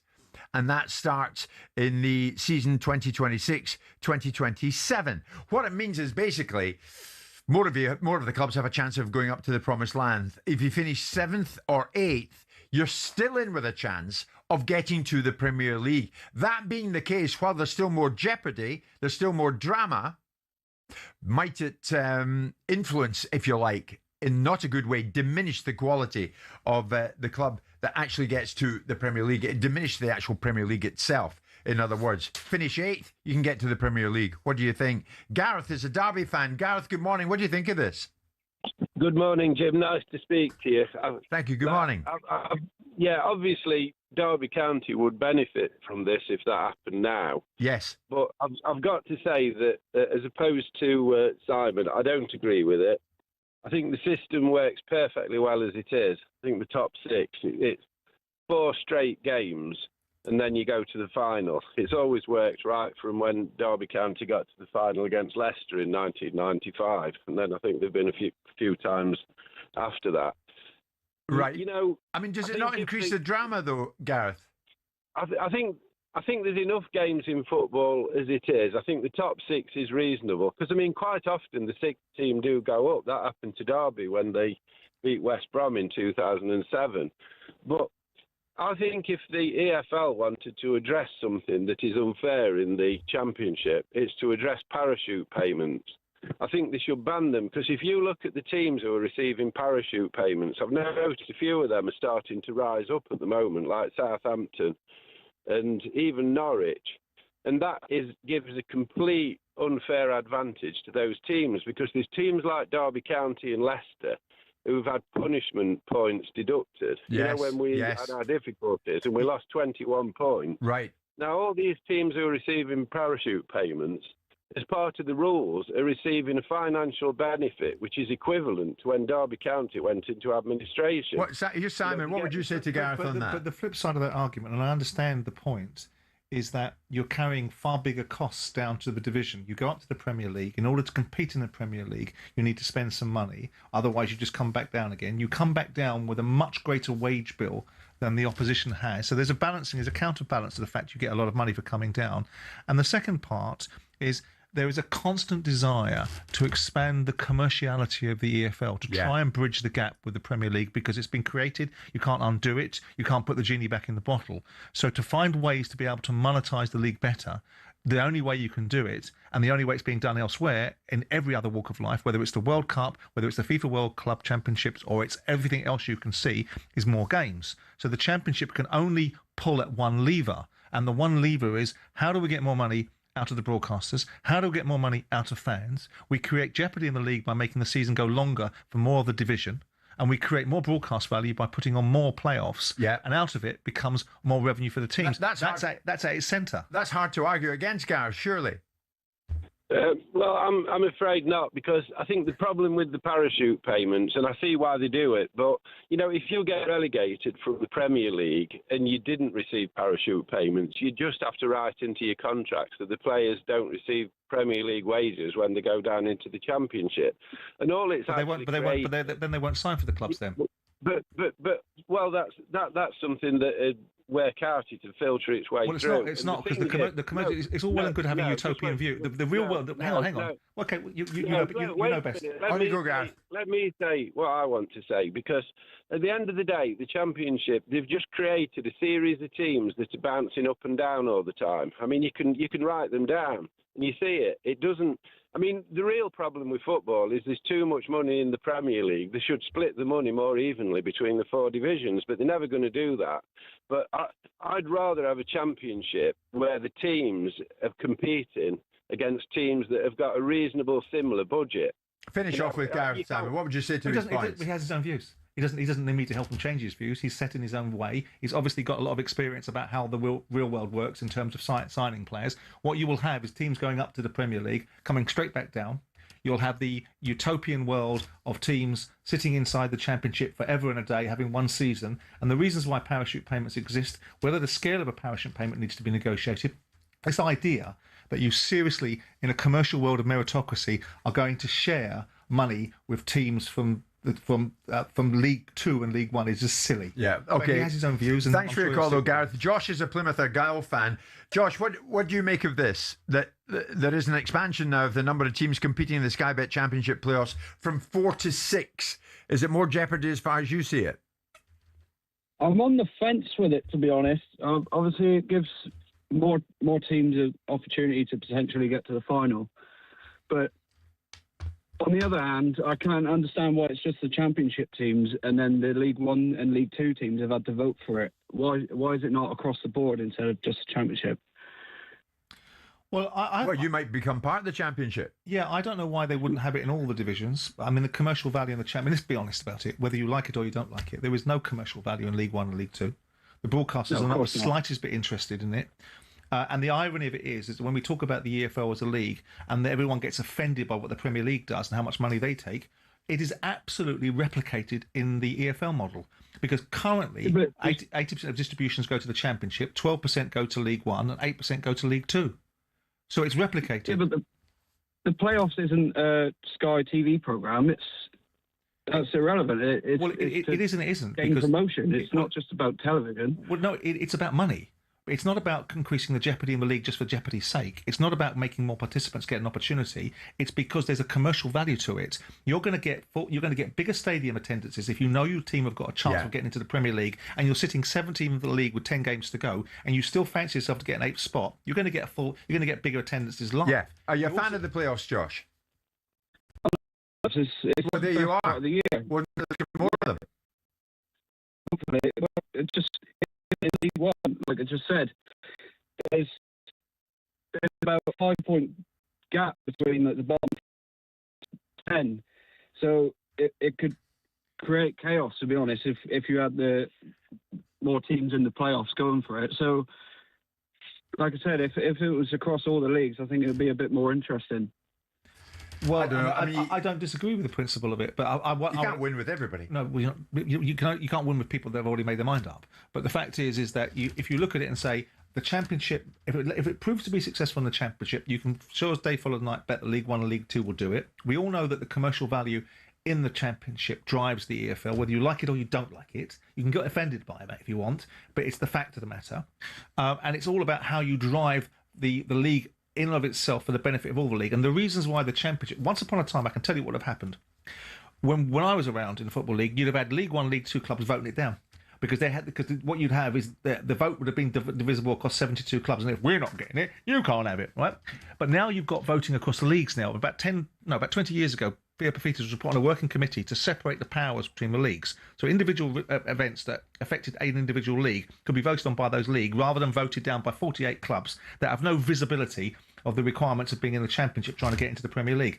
And that's the reasons possibly why it's now being brought forward as a Championship initiative. There and afterwards, League One and League Two can go, well, we like what that represents, and we think we should do it in our League too. Right. And the broadcasters will not give a monkeys because they couldn't care less about broadcasting League One and League Two games. Interestingly, when you look back, Simon, clubs that finish 8th in the last 5 years, who would, in this new system, have been in with a shout of getting to the Premier League. Millwall, who've done it a couple of times. There's a reason for not doing it. Middlesbrough, Blackburn, and Cardiff. Vincent Tan could have been back in the Premier League if this was in operation now. But 2026.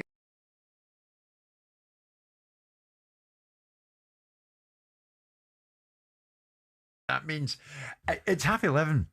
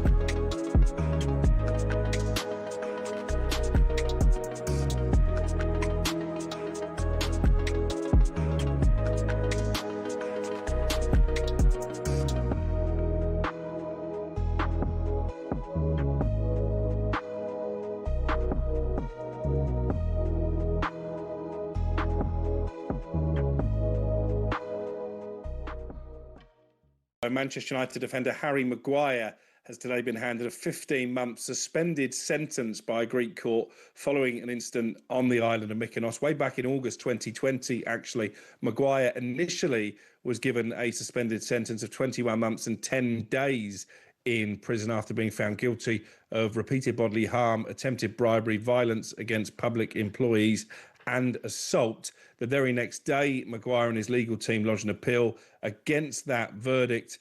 The appeal nullified his conviction and meant there would be a full retrial.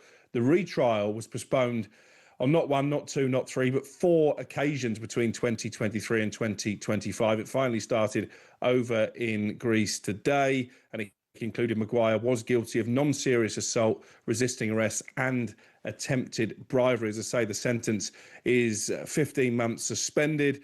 Speaking to sources close to Harry Maguire, he continues to deny any wrongdoing and plans to appeal this verdict at the Supreme Court. He's also turned down, we're told, a number of opportunities to settle the case out of court, and he's determined that he'll clear his name legally. Now, Maguire wasn't part of these legal proceedings over in Greece. He's been preparing for Manchester United's big game away at Newcastle tonight to have the opportunity to cement themselves in the top 3 in the Premier League. And he picked up an injury at the weekend. I'm told Maguire is expected to be involved. So that's the very latest as we have it.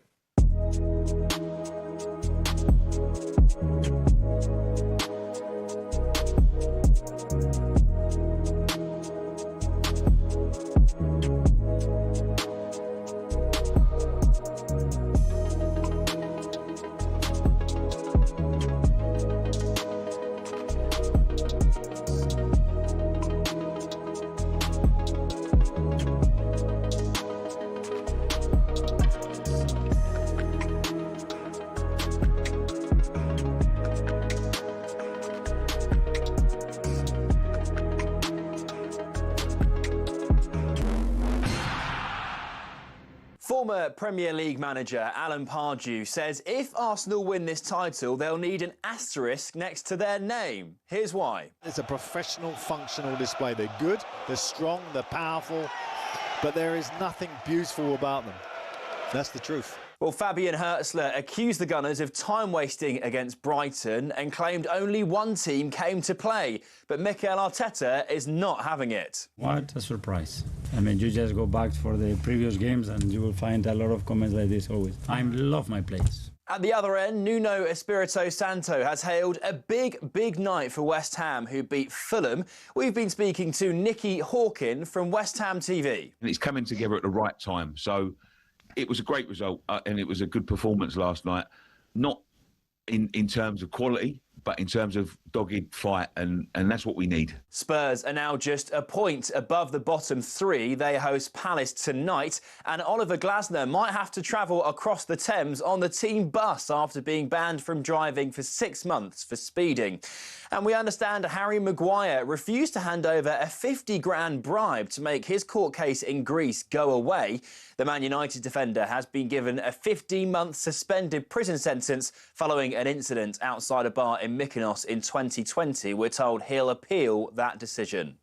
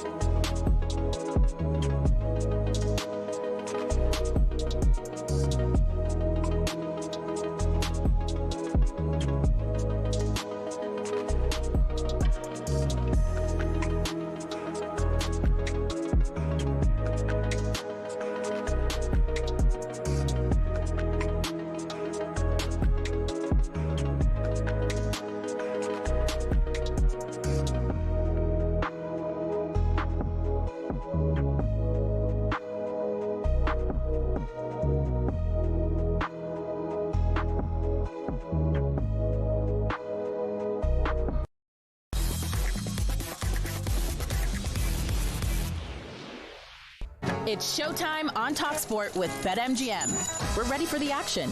Are you? Visit betmgm.co.uk or download the app. 18 plus. Gambleaware.org. It is indeed that time. Just gone happy 11 this Thursday morning. We're joined by Sean Martin from BetMGM. Sean, good to speak to you, my friend. What about last night's Premier League action? Where do you want to go? Morning, lads. What a night, eh? Man City losing ground in the title race with that draw at home to Nottingham Forest means they've moved out to 7-2 to win the league from 9-5 yesterday. Arsenal, another 1-0 win, now 5-1 on from 2-5 yesterday. Just underneath those two, Man United unable to get past the 10 men of Newcastle at St James's. The Red Devils actually have still come in slightly in the odds for top four despite that defeat. 33 to 100 they are now, Jim. That's likely because Aston Villa lost. Their top four odds have moved out a smidge back over even money to 5-4. Yep. Chelsea, who beat them, well, their odds of making the top four have consequently halved. They've gone from 3-1 yesterday to 6-4 today. And of course, down the bottom, as I said yesterday, a West Ham win could see Forest find themselves in the drop zone, but they did manage to get that point at Man City, which means they're locked on 28 points. Same matches played, same matches won, same matches drawn, same matches lost. Forest 17th. By virtue of 4 goals, and while it's done nothing to Forest's odds of going down, they're still 5-2. West Ham's odds are now 6-5. You've got Spurs 3-1, and Matt Gibson's Leeds, not a good few days for them. They were 14-1 to go down as recently as Monday when he was on with you guys. That's came way in to 9-2, so 4.5-1 for Leeds to go down now, Jim. 4.5-1. So Spurs, Forest, West Ham, Leeds, they're all in the conversation, aren't they? Spurs now 1 point clear of the drop. And now the big question is, will they have the requisite bottle to respond at home to Palace tonight? On that, and we'll talk more specifically with you about Tottenham Hotspur at Crystal Palace in a second, Sean. Simon, relegation, it's a horrible thought for anybody. Who does it reflect worse on? The players, the manager, or the owner? The reason I ask, that the manager can waltz off into the sunset. Players will leave. The owner's left. Well, that's the point, isn't it? So who does it reflect worse on in whose eyes? And really what does that mean in terms of consequences? The players that are able to distance themselves from their own failings will be off somewhere else, as will the manager. If you're Vincent Kompany, you go to Bayern Munich and get a bigger job. And the person that will be left with it is the person that probably, in the eyes of so many people, deserves it most, will be the owner. The one that ponied up the 110 million quid for the players and paid their wages and tried to give them a head start in life and opportunities on the football field, and they'll be the ones left with the consequences of it. But that's the nature of the beast. That's about being in positions of influence and authority. Look, I mean, relegation doesn't have to be a death knell. So some teams, it was. I mean, once upon a time, Jeremy Peace at West Bromwich Albion built a staple diet out of being relegated and promoted, and obviously it led him to his wife being on Housewives of London, which is a horror story, but that's a different discussion entirely. You were determined to get. I know, I wanted to get it in there because I was so horrified to see it happen. I know Jeremy well. Look, the fact of the matter is that you've got a relegation battle between 4 or 5 sides that are trying to stay in the division. And it's going to be a fascinating thing. And recently, I've stopped becoming a pariah of tips. So you better watch out, because I'm starting to get some of them right. Oh, you turned it around. I said that Wolves would beat Liverpool, and I was right. I said Chelsea would beat Villa yesterday, and I was right. Right. So this pariah tag that I've got for anything I tip go the other way with. All right. Let's put that to the test then. Look at me. Sean, I'm back with you in a second. Look at me directly. Tottenham Hotspur versus Crystal Palace. I think they beat Palace tonight. You think Tottenham beat Palace? Yeah, I think it's a needs-must scenario. I think Palace are just... What are they? What are Palace now? Yeah. They've got a manager that's disconnected. They've got players that apparently talk to owners about the manager's disengagement. You've got a group of players that can quite easily get turned over by Burnley at home when they're 2-0 up. What you got? You've got a perfect... If you want to play anybody right now, you play Palace. Thanks very much. You don't really want to play Wolves. They've regained their poise. By the way, Burnley played against Brentford on the weekend. You don't really fancy them either. You certainly don't want West Ham. Forest have just done a number on Man City and got a game point out of them. A number comparatively speaking. So who do you not want to play? Well, we suggested recently there'd been an unravelling at Crystal Palace. You disagreed. Well, and so you now agree. Yeah, but I don't agree with the spectrum that you were putting on at the time. What you're saying is, like you said about Barcelona, it's a meltdown. They're going to collapse into a pile of nothingness. So what I try to do is retain some sanity in the conversation. Unravelling isn't a meltdown. Of course it is. It's a precursor to the slippery slope mentality, or the U-turn. The U-turn. What's a U-turn? New information. Oh, it's a U-turn according to the media. What's a meltdown? A meltdown. Oh, it's a destruction of everything.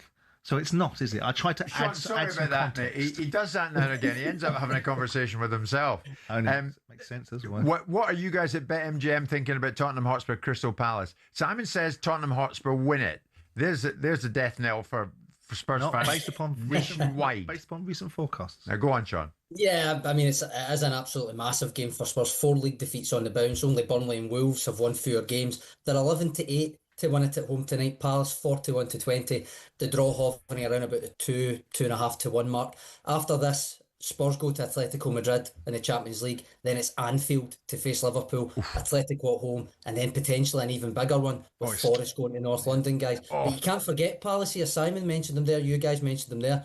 Are your boys, Simon, essentially kingmakers for the relegation fight, given you play Spurs, West Ham and Leeds, or given everything you just said about them there? Are you actually still in that race? It's only 7 points. Well, I've done my little assessment for amusement of myself. All right. And I see West Ham getting relegated. Much as I think that their form is so significant at this moment in time, I look at the games they've got with Man City and Aston Villa coming up, and Arsenal and Newcastle at the back end of the season, and Leeds as last game of the season. Yeah. I think West Ham have got a bugger's muddle of games, and I think the other teams in there, Leeds, Spurs, Forest, and Palace, have got less ones. I think Palace are going to get the same amount of points as Forest and Spurs, which is 39. And just about stay up, and West Ham are going to get relegated on 37. They'll just miss out, West Ham, in your view. On my little analysis. Sean, let's look at the Six Nations for a moment, will you, with us, and tell me who's going to beat England next? It kicks off with those that beat them last time. It kicks off with Ireland-Wales on Friday night. Ireland still on for the Triple Crown after that smashing of England last time out, Jim. We're not actually offering odds on an Ireland win in that one at the moment, which is almost unheard of in these matches, and probably speaks more to Wales's drop-off, really, than anything else. That said, there could be a bit of value on in the handicap market, because if you fancy Wales to even just finish within 25 points of Ireland tomorrow, that's 27-25, so over even money.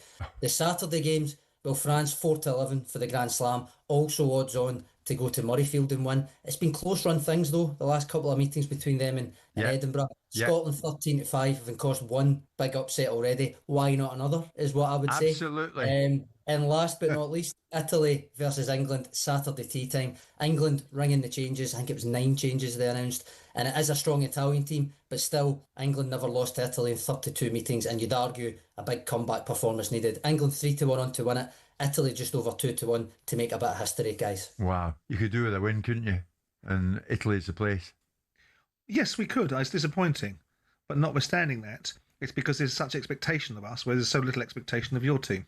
Thank you. Night 5 of the BetMGM Premier League darts in Cardiff, Sean. Finish up with us with that. Cardiff tonight, yes, but Belfast last week, lads. Tell me you've seen Josh Rock's 9-darter. Oh, yeah. Brilliant. Brilliant. Yeah. Unforgettable.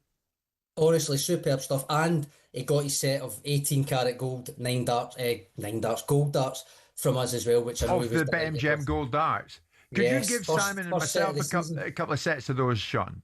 If you can hit a 9-darter, I'll see what we can do. But well, we can't. No. On you go, mate. Jim can hit a 9-darter. It's 6-1. 17.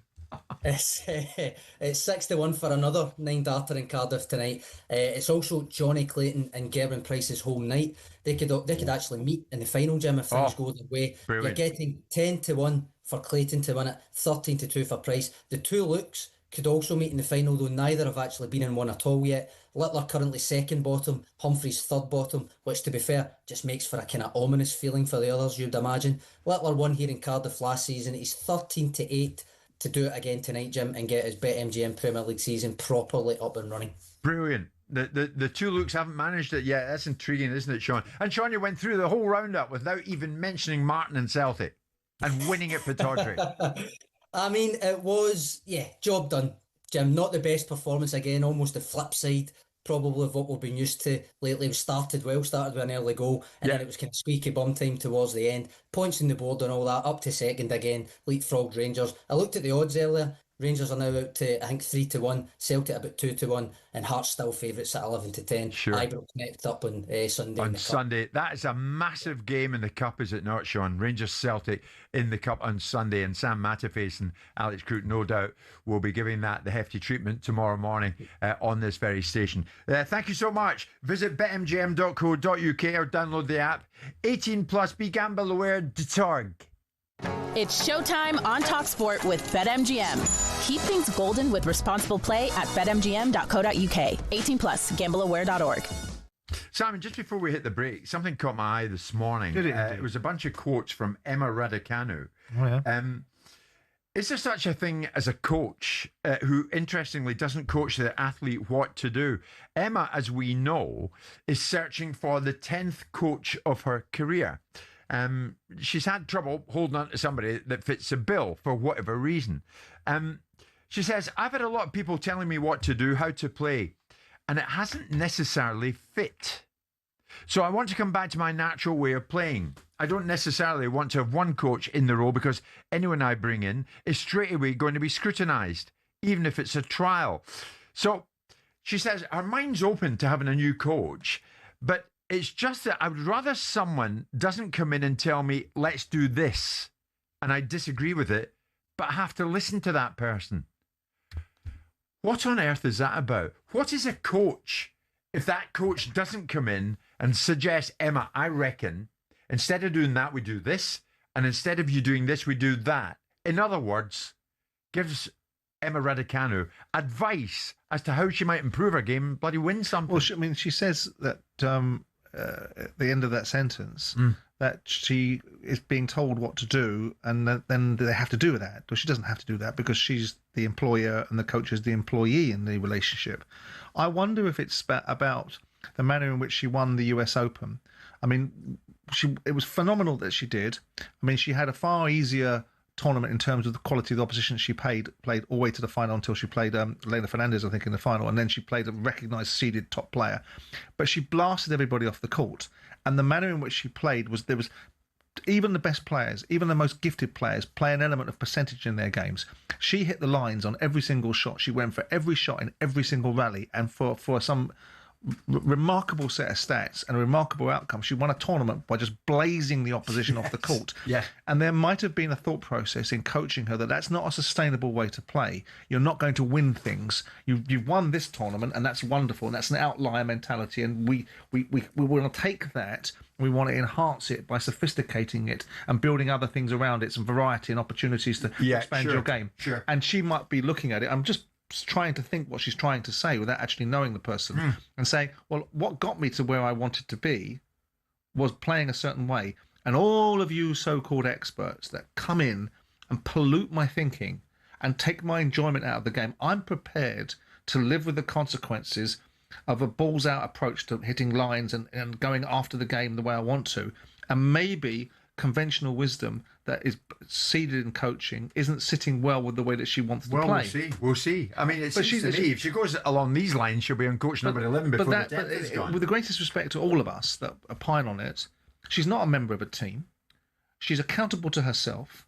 And as long as she's happy with what she's doing, who are we as members of the viewing public and media to tell her what she should and shouldn't do? Because if she's happy with her career and the direction of travel, we can sit there and go, well, we should know this. And all of us that sit there, all of us. I know who you are. You're a tennis player of county standard. No, not at all. Not at all. Not at all. Somebody else. Coached for years by the LTA, but never good enough. But the point is that I'm not telling her what she should do. The only time I've ever told her what she should do is she steer away from the vultures that are seeking to take money out of her on the basis of winning the winning the Slam in Flushing Meadows in 21, and keep her focused on tennis. That was the only time I ever said what Emma Raducanu should do with her career. But if she'd taken your advice, her bank balance would be a whole lot less. Well, she might be, not necessarily, because she might be. No, hang on, her fortune commercially. What, by going to the Met Ball? A juggernaut. Hold on. There's a balance between making yourself commercially available and sitting at the Met Ball and making yourself available for various magazine covers. There's a balance between the two.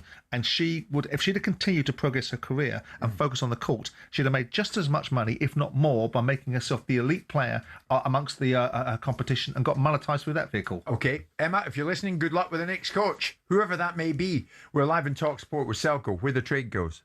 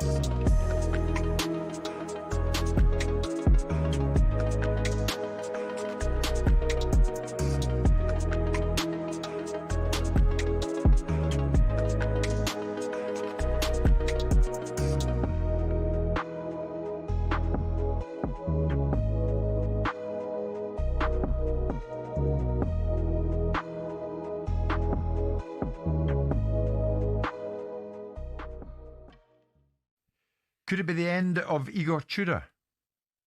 Well, there's certainly a few whispers to that effect. I've got to say, I've been making some inquiries this morning and I've been met with a little bit of a wall of silence. So I've not been able to stand up these rumours. But I understand it. I went quite strong on this in our show on Sunday when we were going around the grounds and Tottenham were losing at Fulham. I think already this looks like a disastrous appointment. And I'll tell you why. Igor Tudor was brought in because of his reputation for being a firefighter. I think he won his first game at his previous 5 clubs, obviously lost heavily in the North London derby, lost again at Fulham last weekend. And he seems to be going down the route of calling out his players. Now, he's probably right, by the way. These players are underperforming. They don't have the best attitude from the outside looking in. But if you're an interim manager, Danny, is that the way to get the best out of the players? They're really going to listen to a guy they know won't be there, well, maybe beyond the end of this game, let alone the end of the season? Some players would be more dismissive than others, I think, in that respect. I don't think it's a problem him having a pop at the players if he's already had a pop at them himself in the dressing room and just repeating what he said. That's not a big deal for players. My bigger issue with him is more from, it looks, both games I've watched, I was at the Tottenham one at the weekend, didn't look like a group of players who knew what their jobs were or what they were trying to do. Normally it's quite easy to see what they've been working on. The formation against Arsenal with the 3 at the back, they were all over the place. I know Arsenal a good side, but still some of the defending was woeful. And to go and play 4-4-2 with 2 big lads up top, Muani and Solanke, and just not get them the ball and not pick any. There was 3 lads in midfield who were all athletic and tenacious, and they didn't play any like second ball football.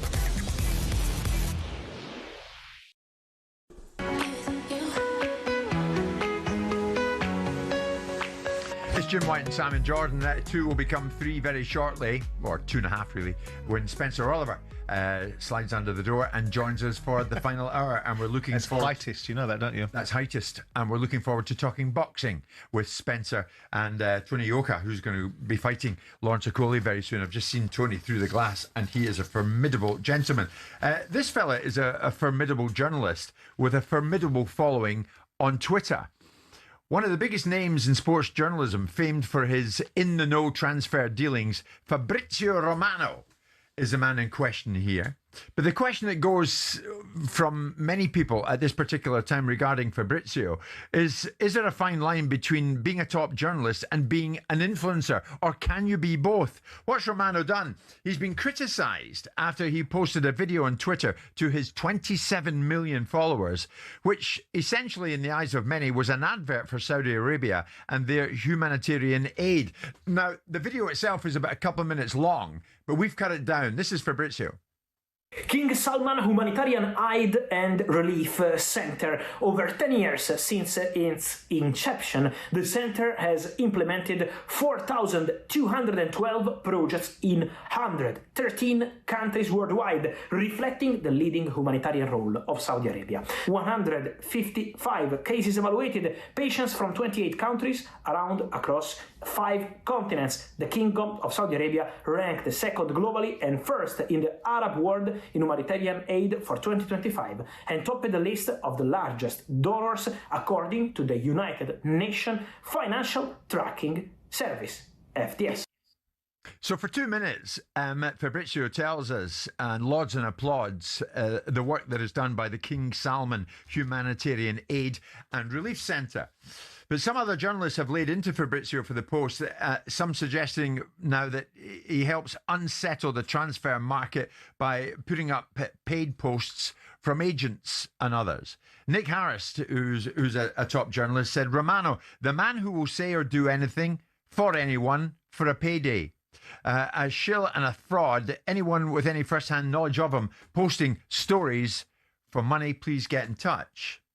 So they're lining up to have a swipe at Fabrizio Romano. In this instance, do Harris and others have a point, Simon? Should journalists maintain a form of neutrality? Does that lead to more integrity, do you think? In other words, should Fabrizio be going down this road to laud and applaud the King Salman Humanitarian Aid and Relief Centre? Well, it depends how much you value the opinions of journalists. And depends how good you think they are and how influential they are. By the very definition of journalism, it's a form of influencing anyway. I mean, I thought that Fabrizio Romano was just a glorified gossip columnist that talked about the transfer marketplace and created some cachet around what's happening in different places. And if he pays agents to do it, more fool him to get information. No, he's a prolific breaker of stories. Fantastic. Yeah. But in the transfer market and around football clubs. That's right. So how he gets that information, because of course the newspaper industry has been absolutely on the money through the years about how they've obtained information and how they've utilised it and what they've done to get it in the first place. Do we really need to go into that space and start talking about the integrity of journalists over the years? Nick Harris is a reasonably good journalist, and I know that he has certain views on Manchester City and our mate Stefan Bolson and all kinds of situations, because I think I've had conversations with Nick about it, and he's an investigative journalist. He'll operate at a higher level and expect other people to be held to that. But this isn't Woodward and Bernstein territory, is it? We're talking about football gossip. We're talking about football transfers. And if people were going to listen to Fabrizio Romano, or however you pronounce his name, about what you think of Saudi Arabia, then I don't know what you want to say. Is this? I wonder. I always wonder in these situations if it were they that were being offered the opportunity and there was a big bag of money for them, how quickly, the old expression, I have some principles and if you don't like them, I'll have a new set for you. I wonder how quickly they would change their mind if they were in the position of, I don't know, this kid's got quite a few followers, isn't he? Well, he's got 27 million followers. Well, there you are. That wasn't lost on the Saudis. I wonder if they were in a position where they had 27 million followers. I understand the holier-than-thou position that people don't shill. You know, I was offered a lot of money by the Saudis to become an ambassador for their new boxing thing. I didn't want to do it because I didn't want to shill for them. I thought it took away from my opportunity to be freedom of speech and have a free view. You felt it would hurt your integrity. Yeah, I just wasn't for if me. That's at all possible. Yeah, absolutely. It wasn't for me. Yeah. And other people it is for. Yeah. And so when you talk about people, how many people that put on a pair of someone else's underpants think they're the best underpants in the world? And then when they sit in front of a bill post, I'm sure that Freddie Ljungberg, when it was down to his pants, wasn't thinking these are the best pants I've ever worn. But notwithstanding that, he got paid for it. We live in a world where people are paid for representing something they might not subscribe to. Yeah.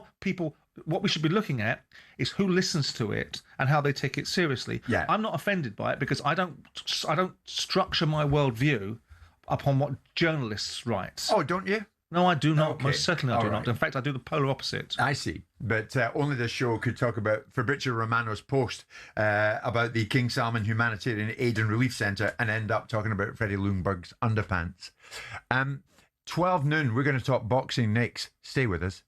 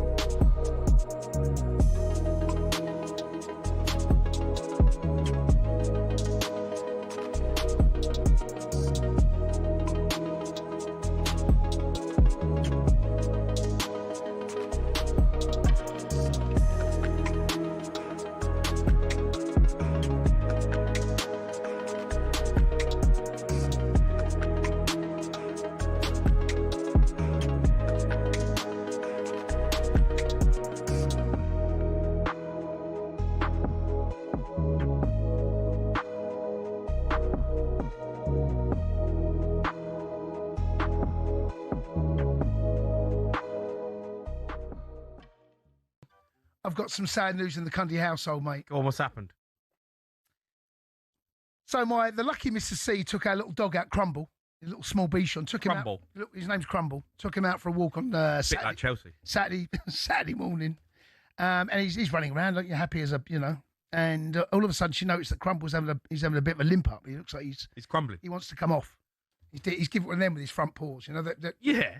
Well, he's limping about. He's limping about, mate. And so she brings him home, and I don't know what's wrong with him. She took him to the vets yesterday, right? Yeah. Done a cruciate. What? Crumble's done a cruciate. Right? Seriously, right? He's out for the rest of the season, poor little thing. He's out for the rest of the season. Crumble's crumbled. Crumble's crumbled, mate. Well, it's not a proper Cundy dog unless you have a problem with your leg. I mean, right? It's that come out. Sums your household up. It sums up the Cundys, You mate. got no knees in you and no knees in the dog. So the dog, I didn't even know dogs had cruciates. I had no idea. It's the first thing. So my wife's with the vet, and he's having a little fiddle about, and he turns around and he says, "Oh yeah, have you got pet insurance?" It's never a good sign when that's they say not. that. No. Luckily, we do have pet insurance. But he's having an operation on Thursday, mate. Oh, he's all right though. No, he's not. He's not, no. mate. He's feeling he's a bit withdrawn, feeling very sorry for himself. He's out for the rest of the season. His World Cup hopes are finished. He's over. They're over, mate, for little Crumble dog. He's absolutely crumbled. He's crumbled. Poor little thing. I know.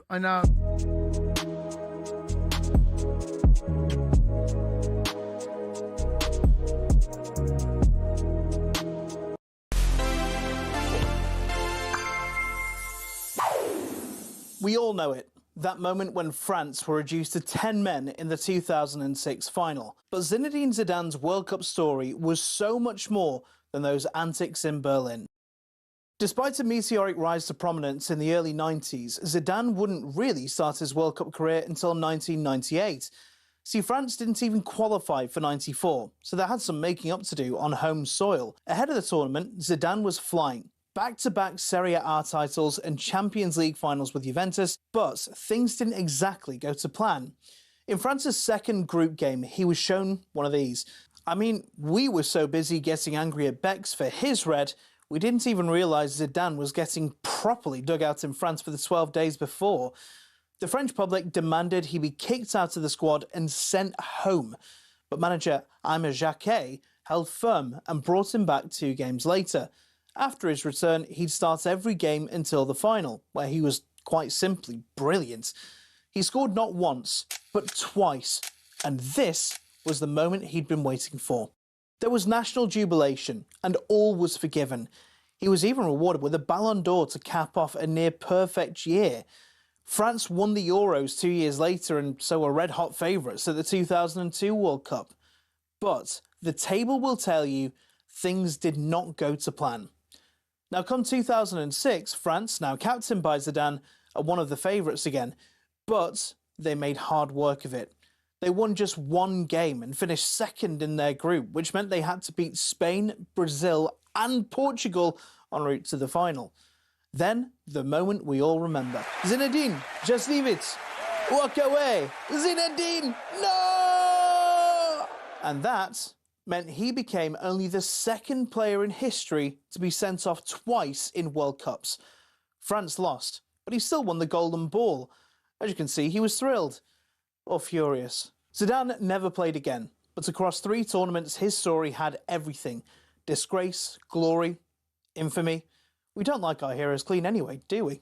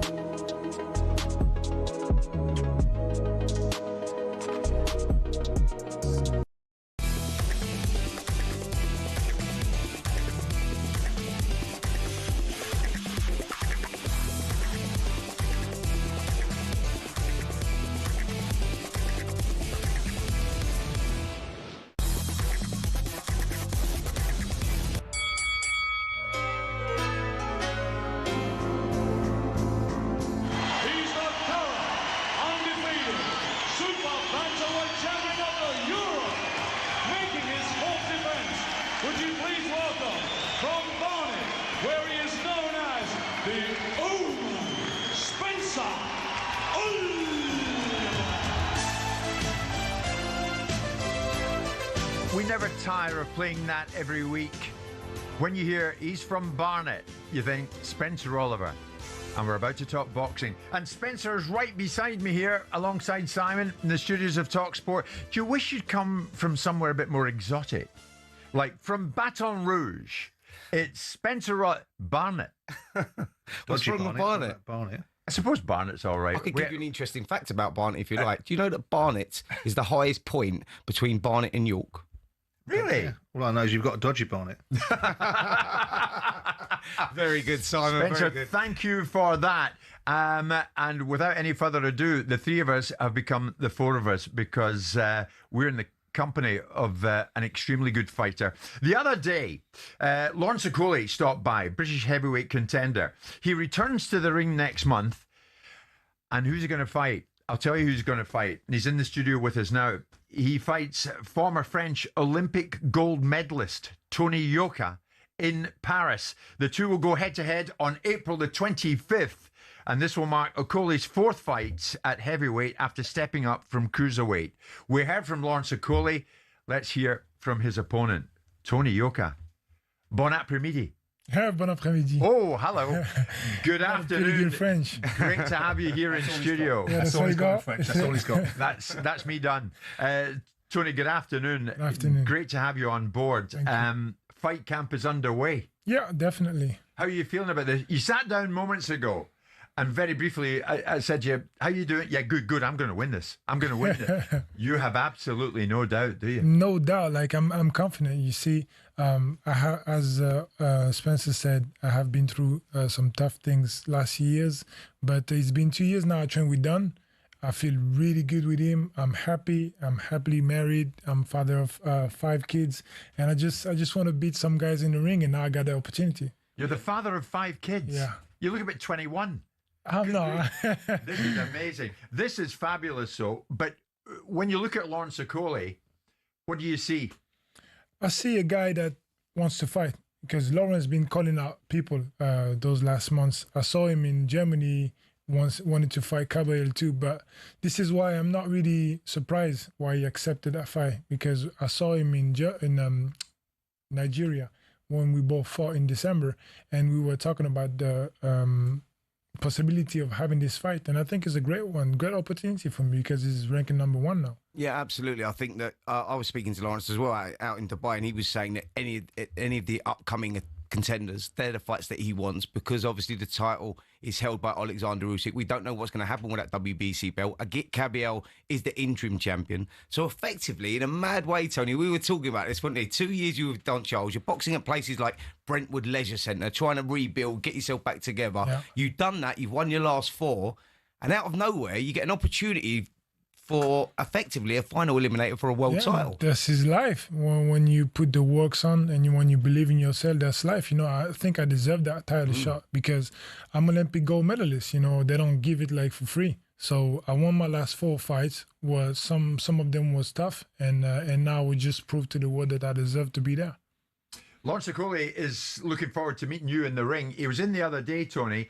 Let's dip into it. This is what he was saying. I feel good. I mean, he won the Olympics the year that I went to it. So for me, this is sort of like trying to get my Olympic gold medal from him.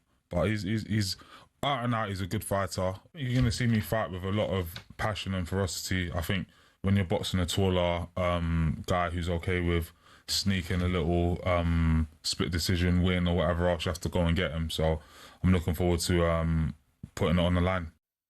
He knows you, you know him. There's a fair bit of mutual respect, is there, Tony? Definitely. He's a tough fighter. He's someone who never ducked, so I respect that.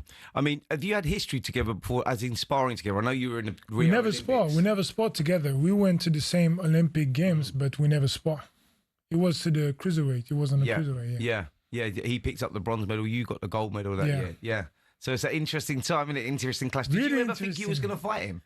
I mean, when he went up to the heavyweight, of course, I was like, okay, maybe I can fight him, and especially because he's in the top 10, so that's a good opportunity. How important is it getting home advantage as well? Because we was over at the Paris Olympics. You come up and done a piece for us for talkSPORT, actually, which was great. You brought your gold medal. I was hoping to see that today, by the way. But but you brought your gold medal, and it was fantastic. But they love you over there. You were sitting with the president at the time. Yeah. I mean, it's really great for me to have the opportunity to fight in Paris.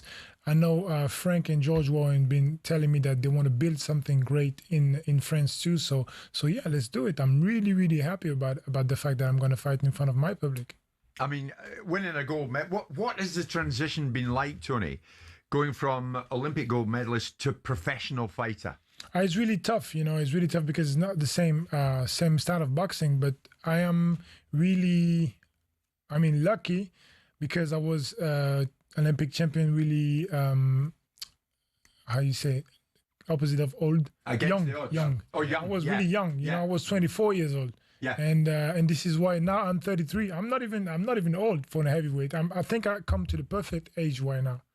How difficult has the journey been for you, Tony? Because obviously Olympic gold medalist, big things were expected of you. You went on a winning run and it looked like you was going to get there. And then you sort of derailed. And I know you had personal problems outside of the ring that affected your performances inside the ring. You lost 3 fights. One of them, Carlos Takam, I was at that fight there and you underperformed out in Paris. But now you've got yourself back on the road. But talk to us about that journey in between it. How do you stay motivated? You've had to come to London, found Don Charles, you've teamed up with him. So big commitment from your side. Big commitment, but you know what? I was really young, and by that time, I made mistakes. I thought I did it.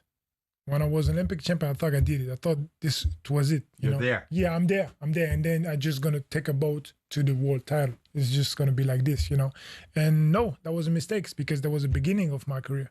And then I realized after I had my problem, after I had my issues, I realized that this is the beginning and I have to work for it and I have to believe in it, if I really want it. And it's been like 2-3 years I work with Don Charles and I regroup. I improved myself. I took like 20 pounds to be like a real heavyweight. And now I feel like, it's my time. We've seen quite a number of fighters come from an Olympic Games background, Simon. And then, and Tony is being honest here, the transition is not easy. But this fella, I think, it's largely thought in boxing, this guy has a big future. It certainly was at one point, yeah. It's not. The fact that he won a gold medal in 2016 is about as relevant as Audley Harrison winning a gold medal. It's about how you translate into the professional framework. And put aside the losses to Martin Okoli and to Carlos Takam and to one other fighter that's less name-orientated than those two fighters. You look at the last 4 fights, they're all good wins. Yeah. I know more about Lawrence than I do about Tony. and what Lawrence brings to the equation. It'll be an interesting fight. I would lean towards Lawrence. I know that Tony was in the conversation for Anthony Joshua, hence the reason why there's a bit more currency around him, because we were talking to Tony 2 or 3 months ago, maybe a little bit longer, Tony, when you came on Talk Boxing with myself and Spencer, talking about the potential of a Joshua fight. Is he a good fighter? Yeah. Is Lawrence Okoli a decent fighter, a former world champion at 2 levels? Whether I think Bridgerweight is a decent level is irrelevant. He won it at cruiserweights. He's translating more naturally into heavyweights. I thought his performance against Kevin Lorena, although he caught some shrapnel, was quite commendable. I don't think you take anything from Ebenezer Tete, because he should knock him out in 1 round. This is someone that Fraser Clark dealt with quite easily, and Lawrence is the number 1 in the WBC division. I think look, Lawrence, if he gets into trouble in this fight, will do what Lawrence does, which is grab and hold and make it a difficult fight.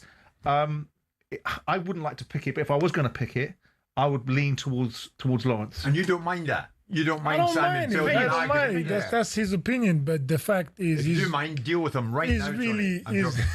He's really wrong about it, because Lawrence has a awkward style. You know, the way he grabbed people, and he was doing it in cruiserweight, because people was smaller than him, shorter than him.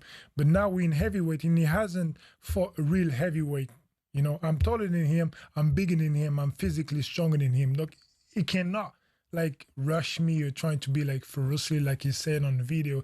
That's not gonna happen. And plus, I'm way more technical than him. So there is no way. The thing is, I've been smiling for 10 days now, because I know I'm going to win this fight and I'm going to have this position. So I'm just happy. It's a great opportunity. It really is. And this is a classic example of the landscape of heavyweight boxing, when, you know, we're seeing you, like I said to you a year ago, we're having that conversation. I'm saying, you're scratching around boxing at Brentwood Leisure Centre, just looking to stay active, waiting for an opportunity. It seemed like you might get Anthony Joshua. That went away, obviously, with the tragedies that had happened to Anthony Joshua, and we wish him all the best, and hopefully we see him back in the ring. Yeah. But all of a sudden, the way that it's landed for you, great opportunity against Okoli, but because of this WBC situation, Agit Kabiel is in line next. If Usyk doesn't fight him, it's the winner of you two. Yeah. And that is the way that the game works now. So does that motivate you more than anything? That's great. That's great. What I saw from Agit Kabiel last fight was not good. He wasn't good. He did what he had to do. Was you in Germany then? Yeah, I was there in Germany, you know, and I saw him, the fact that he get touched every time, you know. The guy touched him every time. And yeah, that's a really good opportunity for me. You know, I heard you talking about... what's the name of the guy who was Olympic champion in 2000? Audley Harrison. I'm not him. You know, Audley Harrison was a surprise. I'm not a surprise. I was 2016 gold medalist, but I was 2015 world champion, and I was 2010 youth Olympic champion when I beat Joseph Parker. I'm not like a surprise. Everybody know that I'm good, and I want to say that everybody have a different journey. I compare my journey to Klitschko's one, Vladimir. He was Olympic champion, then he went to the pro. I think he lost 2 or 3 times, 2 or 3 fights when he began his career. You're the same? Yeah, I'm the same. Then he regrouped. Then he was so good, and he knocks everybody out. That's the same rate that I'm going to be. And maybe what Simon should remember, Tony, is that you're 6'7". Yeah. And you're sitting right beside him. They stand up in this commercial break. A whole lot to get into with Tony after this short break. We're coming to you live with Selco, where the trade goes.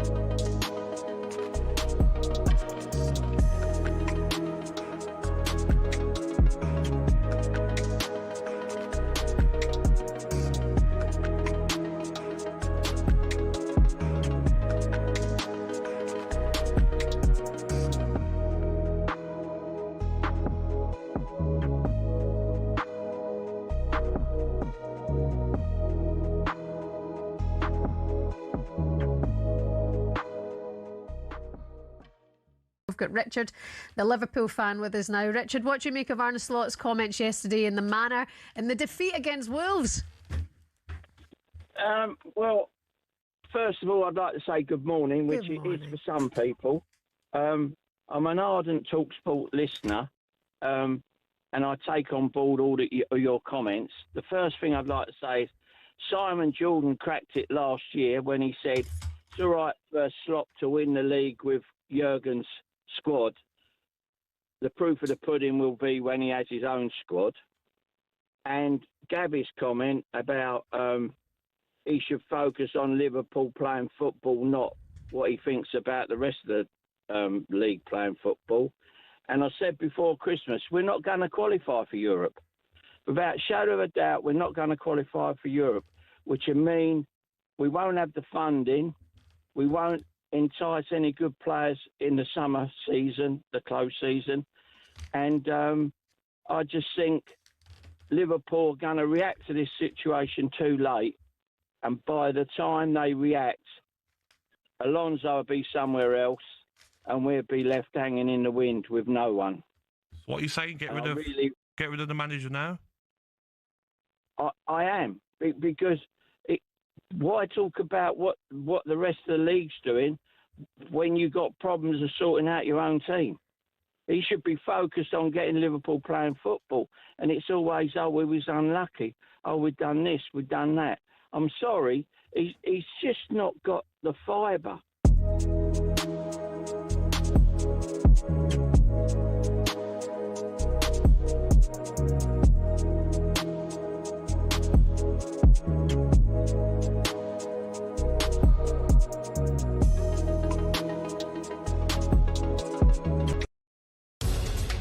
The Green Party have won the Denton and Gorton by-election. Labour in third place. Breaking news that Peter Mandelson has now been arrested. So Mandy and Andy have now both had their collars felt. What would Andrew Loney tell them to do? To come clean, be honest. And if Charles is complicit in this cover-up, which I believe he is, then I think he has to fall on his sword. When you define sex, what your gender or sex, what you mean is biological sex, and that's a man or woman, what you are physically, not what you think you are on a Wednesday afternoon.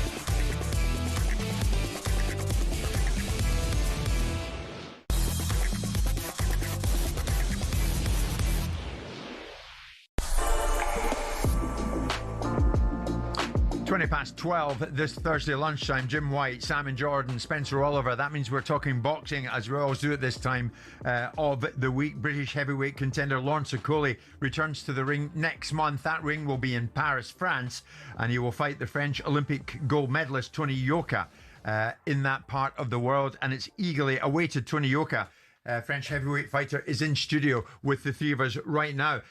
France, Tony, it seems almost too obvious to say it. Not known for its boxing scene, is it? Yeah, definitely, especially not in heavyweight. No, I mean, I absolutely struggle to find any name that stands out that I would recognise. Jean-Marc Mormec, yeah. Georges Carpentier. Yeah, that was old. Mark Mormec was the one that David Hay dethroned in the cruiserweights. Yeah, in Paris. Good fighter in Paris. Really good fighter. Yeah. So how did you find boxing, or how did boxing find you? I mean, my dad was a boxer. He was a big fan of it, and he started boxing in Congo, Kinshasa, when Muhammad Ali fought George Foreman. Zaire. He was there, you know. So this is how he became like a big boxing fan, and he started boxing. So it's in the family? Yeah, it's in the family. Me and my brothers, we all boxer. Yeah. Yeah. You had a really successful career as an amateur as well, didn't you? Like, you started at a young age. Really young. I started like 6 years old. And my dad always told me, like, you're going to be an Olympic champion, you know, and that's what I did. Right. Before we leave the topic of you fighting Okoli, what will you bring that night in Paris? I'll bring a lot of things. I'll bring me first. I think it's heavy. And I have a really big pedigree. a big experience in that sport. And I think now at 33 years old, I am mature physically, mentally, and I just need to grab what is mine, you know, and I think this is my time now. I have been saying it, 2026 is my year. How important is that home advantage, and does that add pressure to you? Not at all. I think at the beginning, yes, because I was like feeling the pressure of everybody in France. I was in Olympic Games. My final was the most viewed things in the whole Olympic Games. You know, I'm really pretty big in France, but now I'm just happy. You know, when I goes there, when I meet my fans, when I went to the ring, I'm just happy. I just happy because I say, okay, I'm going to deliver what I said. Did going through that, losing those few fights and derailing, take the pressure off you a bit more? Yeah. You feel like that sort of moulded you as a fighter? Because it does do that to Definitely. fighters. You know, I think what I experienced those last year was crucial because I found myself in those deep sea, you know, and I'm way stronger now. Mm. It sounds like a tough time you've gone through, though. Really tough, like really What, tough. mentally, psychologically? Mentally. You know, before I used to think like mental is like 20% of the game in boxing, but I think now it's more than 50. Yeah. You've come to the ring again at a very exciting time in this division, not least because Tyson Fury is back in town. Is this something the heavyweight division needed, would you say, Tony? I mean, everybody who can bring audience and good stories is good because at the end of the day, boxing is entertainment. Yeah. And I presume you see him coming through the challenge that Makhmudov will present, but you see him coming through it. I see him win because Makhmudov we saw against David Allen. David Allen. We saw him against Caballero. We saw him against Guido Vianello. He was tough before, but he's not that tough anymore. What is your view of what is next for Alexander Usyk? He is back, but not back against an opponent that we might have expected. He's going in against former kickboxing champion Rico Verhoeven at the Pyramids of Giza in Egypt. Can a former kickboxing champion topple Usyk? No. First of all, I want to say that I'm okay with that fight. Because, Are you? Yeah. Usyk deserved it. He deserved to fight anybody he wants because he beats 2 times Fury, twice Joshua, twice Dubois. Who else you want him to beat, you know? He beat everybody in England, so he deserved to have a fight, an entertainment fight. The only problem we have is the fact that the WBC belt is involved. Right, but you view this as an entertainment Yeah, that's an entertainment fight. The same way Ngannou fought Fury. That's cool. That's cool for boxing. You know, I don't think there's anything wrong with it. That's been our argument, hasn't it? That is exactly what we're saying. Look, from the entertainment factor, give it to Tyson Fury. Yeah. Give it to Usyk. He deserves that. Yeah. You know, whatever it is, and people will watch it if they choose to watch it. That's great. We've seen that with Floyd Mayweather in the past, etc. I understand it. The WBC allowing a guy that's had one professional boxing match back in 2014, not great, not acceptable for you guys who are working your backsides off to get that opportunity, and he jumps the queue because of what? What's the reasoning? Well, you're not having it, are you? You and Spencer the other day in Top Boxing were quite outspoken about it. As a result of that, Verhoeven was going to join us today, but the man who trains him, Peter Fury, said not so fast. Yeah, but that's pitiful, isn't it? When you look at a WBC belt and you look at the names that have held it, and you go back into the 60s and you look at Sonny Liston, Muhammad Ali, you go into the 70s, Joe Frazier, George Foreman, Larry Holmes, you go into the 80s, Mike Tyson, you go into the 90s, Lennox Lewis, you go into the 2000s, and you look at Vitaly Klitschko and Alexander Usyk and obviously our own Tyson Fury, and you go, this is a legacy belt. Mm-hmm. How can it not be beyond criticism if you're going to shoehorn in a kickboxer to fight for a legacy belt? And the fact that Peter Fury won't come on a show and talk about it just tells you the weakness of their own arguments. It's not unfair. It's not unfair to say, what is this? This is poor. Alexander Usyk can fight who he wants, but the WBC strap shouldn't be involved. And do you agree with that, Tony? Yeah, I agree with that. He should fight like anybody he wants. He have the right to deserve it. But I think like WBC belt, as you said, have a legacy. I mean, it's interesting to hear your view on that, Tony, because Lawrence Okoli is number one with the WBC. He's in that position where so you're going to get a high ranking if you come through that one. It must be frustrating to see that you can be jumped. The queue can be jumped like that. You go, hold a minute. Yeah, definitely with someone that I think I will knock out in like 2 rounds, you know. So, of course. Have you ever sparred Rico before? Never. No. I've seen his fight in Glory, and he's great. But I've seen his fight in boxing, and I don't think he's that good. Is he of the standard that would validate him boxing for the WBC title? Because I've not seen him fight, but all I know is that he's had one fight. No, I'd say, is he at that level where he should have that opportunity? Definitely not. I mean, again, I suppose the tragedy of the argument is that no one would have ever picked Ngannou to have potentially stopped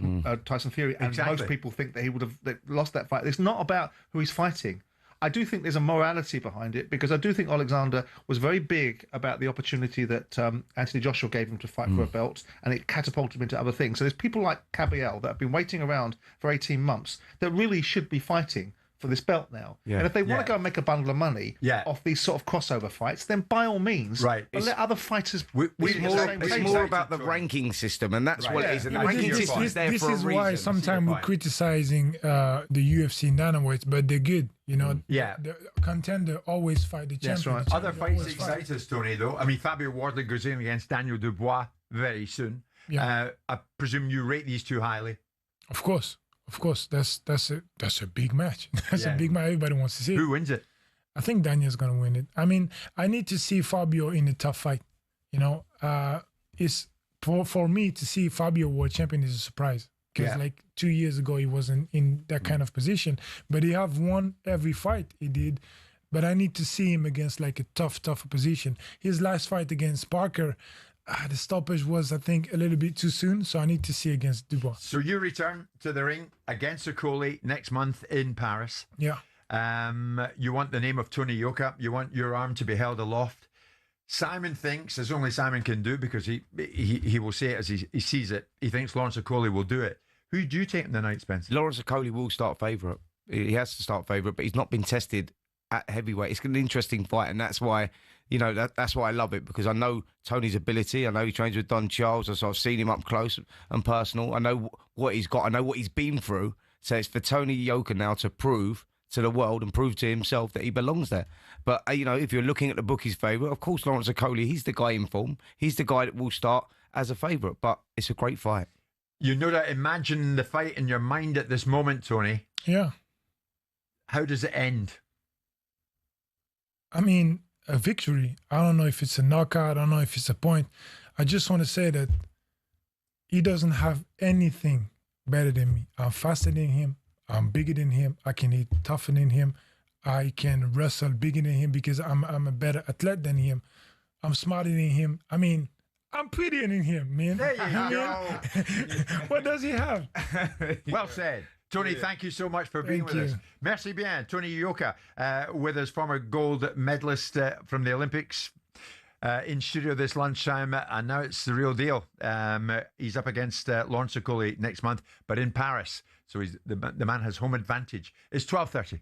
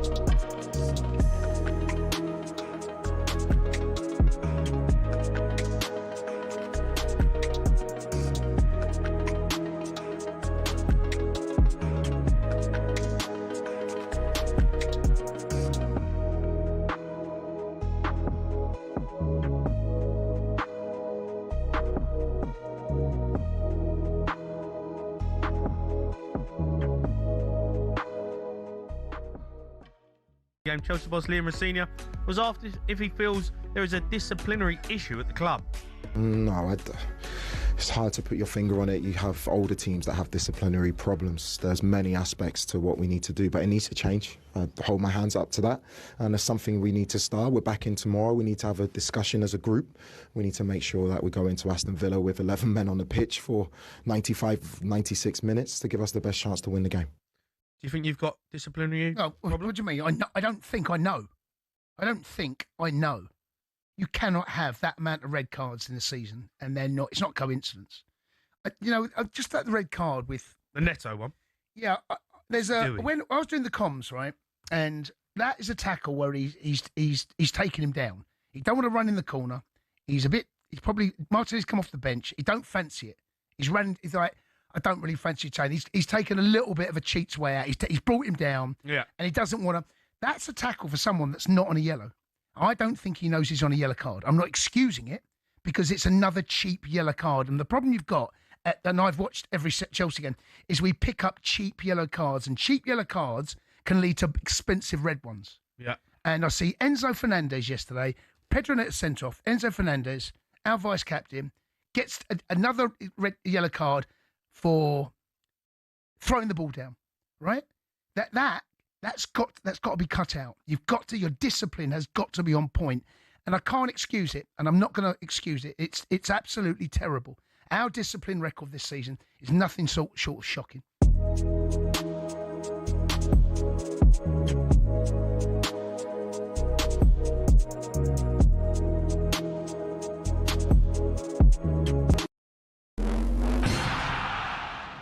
Former Premier League manager Alan Pardew says if Arsenal win this title, they'll need an asterisk next to their name. Here's why. It's a professional, functional display. They're good, they're strong, they're powerful, but there is nothing beautiful about them. That's the truth. Well, Fabian Hurzeler accused the Gunners of time-wasting against Brighton and claimed only one team came to play. But Mikel Arteta is not having it. What a surprise. I mean, you just go back for the previous games and you will find a lot of comments like this always. I love my players. At the other end, Nuno Espirito Santo has hailed a big night for West Ham, who beat Fulham. We've been speaking to Nicky Hawkin from West Ham TV. And it's coming together at the right time. So it was a great result and it was a good performance last night. Not in terms of quality, but in terms of dogged fight, and that's what we need. Spurs are now just a point above the bottom three. They host Palace tonight, and Oliver Glasner might have to travel across the Thames on the team bus after being banned from driving for 6 months for speeding. And we understand Harry Maguire refused to hand over a 50 grand bribe to make his court case in Greece go away. The Man United defender has been given a 15-month suspended prison sentence following an incident outside a bar in Mykonos in 2020. We're told he'll appeal that decision.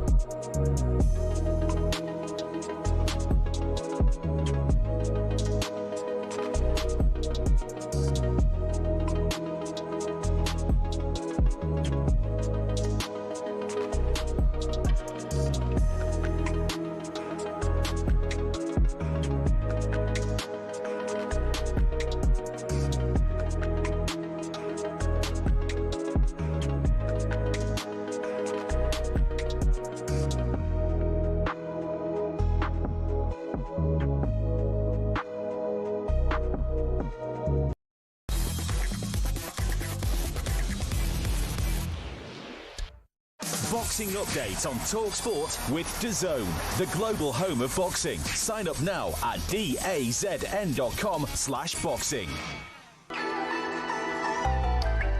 Now then, don't forget there are some huge fights coming up over the next few weeks on DAZN. March the 14th, Jazza Dickens defends his WBA World Superweight Featherweight title against Anthony Kakachi.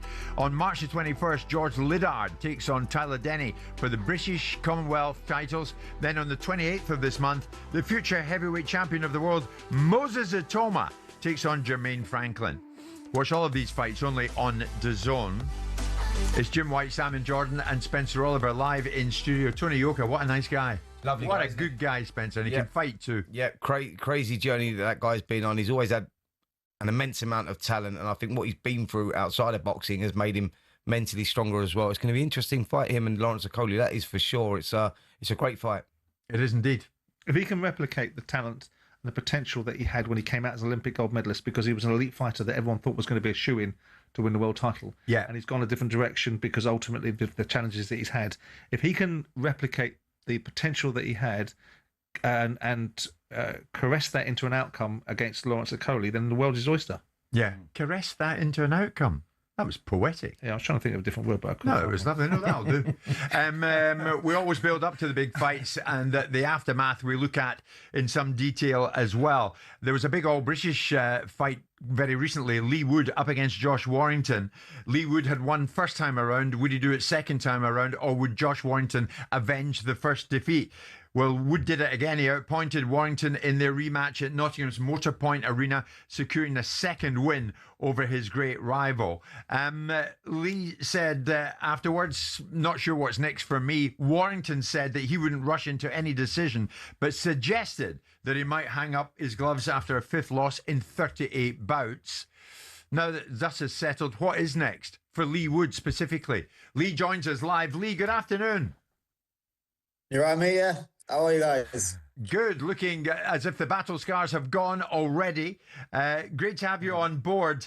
How are you feeling now that the dust has settled and you've done it again? You beat Josh for a second time. Yeah, I feel good, mate. Recovery-wise, I've been in the hyperbaric chambers, just fixing injuries. Pretty much cleared up now, to be honest. Speeds them up a little bit. But, yeah, I feel good, and I feel like that was one of my better performances over the last 5 years. Not for the fans, but definitely for the team and myself. Yeah, I think it's fair to say, Lee, that you executed the perfect game plan there, going into that one, which was a real 50-50 off the back of the first one, a fight that you was coming from behind to knock Josh Warrington out. You put in a first-class performance, mate, and showed that you still belong very much in that mix of the super featherweights. Where's it going to take you now, now that the dust has settled? Are you looking at like a Josh Padley European title route, or do you want to get yourself back onto that world stage? What is the roadmap here? I'm not too sure, I always said, but I've been on the show before, it's fight by fight. And like I said, that was one of my better performances. So to finish on that would be hard because I'm flying. I'm still top of my game, performing well. Confidence is flying. My experience is right up there now. So yeah, I'd like to go again, but the right opponent. It needs to be the right opponent. I don't want to drop down, but I'll see what offers I get and see what's available. See, the landscape of boxing always changes, so we'll see who wins other fights in that first as well. You'll have a very close eye on March the 14th out in Dublin. Jazza Dickens goes in against Anto Kakachi. I suppose you'll have a close eye on that one. Yeah, I'm watching, but there's a lot of fighters probably ahead of me that have box eliminators and that as well within governing bodies, so we'll see what happens, but I'll be keeping a close eye on it for sure. I mean, I may as well ask you straight, Lee. You're 37. You've had a few wars in the course of your career. Do you want to go on? Or do you are you at the back of your mind, are you thinking, all right, maybe the sensible decision is to call time in it now? I think I could walk away. Where I'm at now. But I feel like coming off one of my best performances, I'm top of my game. I didn't take a lot of punishment in camp. I didn't take a lot of punishment on the night. Why not have one more? But it has to be the right fight, I was talking to my auntie about some jobs and stuff when she was looking for some jobs of the week. And she said there's 3 things you have to consider when moving jobs or leaving a role or whatever. She said, the first thing is money. Are you getting paid well? Yeah, I'm getting paid well. The second thing is, do you still enjoy it? Is it still fun? I love boxing. It's everything to me. And the third thing is, are you still learning? And yeah, I'm still learning. That fight, I learned something new. I learned a lot of things doing the camp and the approach. So I took all them boxes. With boxing, it's a little bit different from work. Like, I'm not taking... You're not taking blows, you're not taking punishment, but at the same time, that camp didn't take anything out of me. I feel like I'm fighting out how I got hit. So yeah, I'd like to go again, but it has to be the right fight. Yeah. You want to go, Spence? No, go on. I was going to say that the motivation is a key component part of what you do next, Lee. What was the mindset going into the fight against Josh Warrington? Has your mindset changed about what you might do next? Because obviously you wouldn't want to finish your career on the back of a defeat against Kakachi. You'd want to be able to finish on a high and people remember you for the elite fighter that you became. Was the mindset going into the Warrington fight, I do this, I win this fight, I deal with the issue that people think we've got between myself and Josh Warrington, and that puts me in a place where I'm at peace? Was that the mindset, and is it now changing? A little bit. Yeah. A little bit. It was more like, just get this win. I'm not really thinking about after this fight. Everything was focused on this fight, get this win. Because, like I said with you guys, if I'd have lost this fight, I'd have lost credibility for the first fight. It might have been a fluke. I know it wasn't a fluke. I knew what I had to do in that first fight. This time, he turned up a lot stronger, a lot fairer than he did the first fight. But because I knew him so well and my team stood him so well, I knew what I had to do to get the victory. So it made him look old. He's 2 years younger than me. He's not old. He's actually in better condition and physically better than was the first time. We just knew him really well.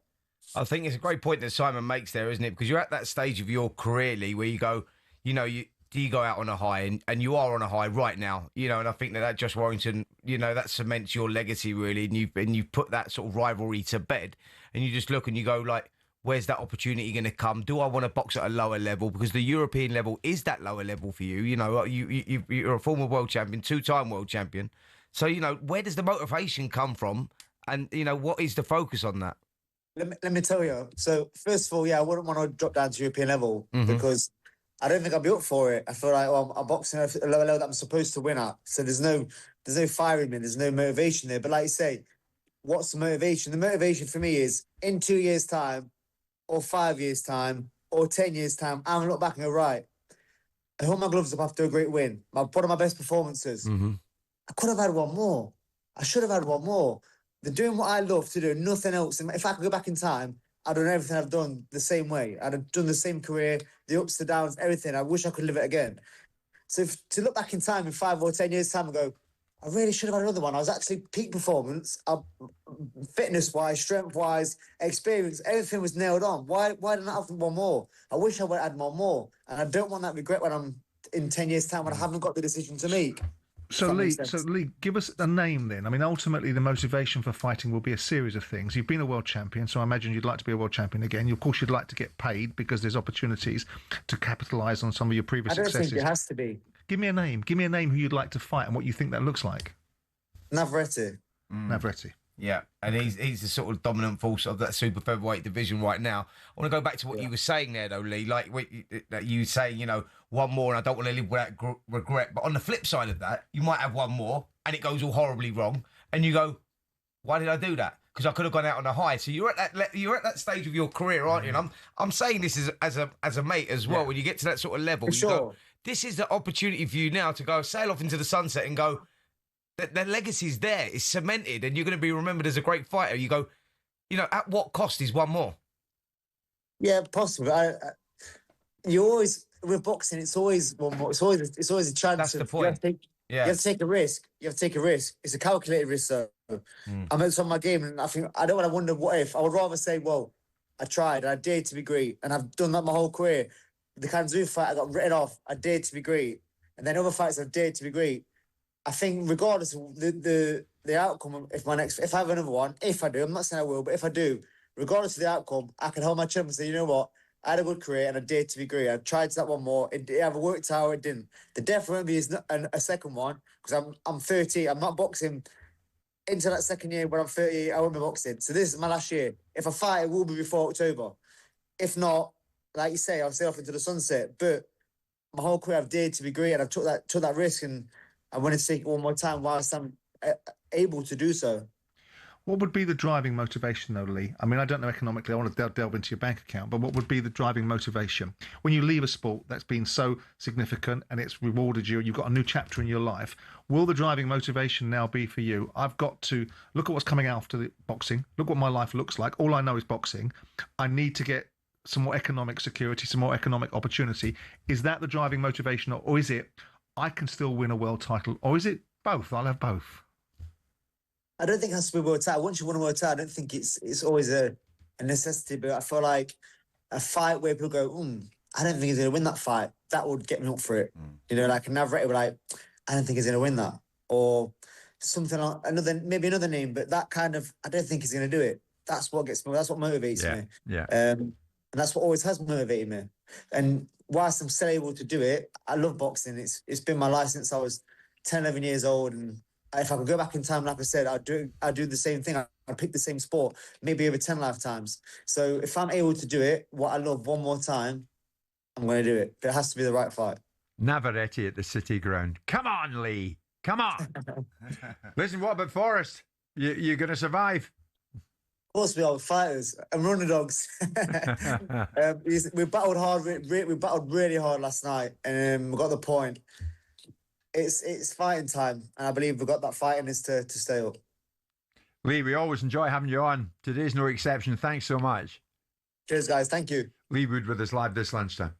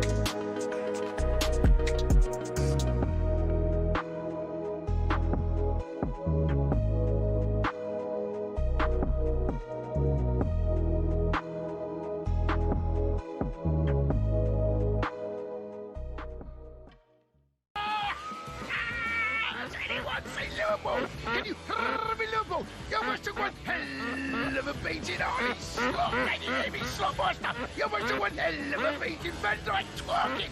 The Beatles, the Lima Bird, 100% vote, 100% vote. Can you hear me, 100% vote? You must have one hell of a beat. The Royal Albert, not Ryan, the producer. Alexander. Yes, maybe a paper Sonia, the Cavern Club, the Coutinho money. Can you hear me, Coutinho money? You must have one hell of a beating, Jermaine. And the Liverpool Light Street Station, you'll never walk. Hello. Jamie Carragher, can you hear me, Carragher? You must have one hell of a beating, the miracle of Istanbul. 400 million spread the sun. 400 million spread the sun. Where does that go to your paper? LeBron James, can you hear me, Liverpool? You must have one hell of a beating. Something wrong with you. Something wrong with you. Liverpool, they bottled it in the final stages against Wolves. Another flat performance. What's going on there? Absolutely shocking. Arnie Slot is giving it about set pieces this week, but they're right up there with the most boring teams in the league themselves. 03717 223344. Rob Edwards, Wolves, they're looking all right. Elsewhere, Everton, they're flying. They play better football than Liverpool. They're playing the best football I've seen in a while. Sunderland back on track as well. Huge win for them. Leeds fans, bit worried. Still not great. Loads to go at in the Premier League. Can have your say.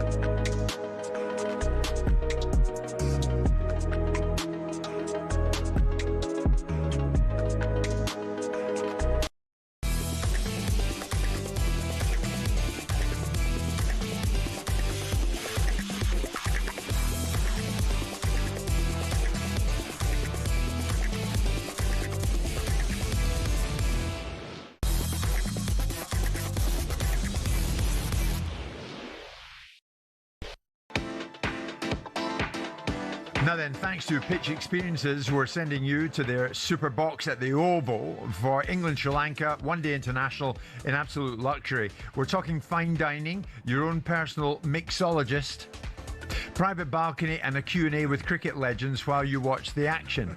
It's the ultimate summer day out. For your chance to win, that's Spencer sniggering in the background. Text WIN to 83338.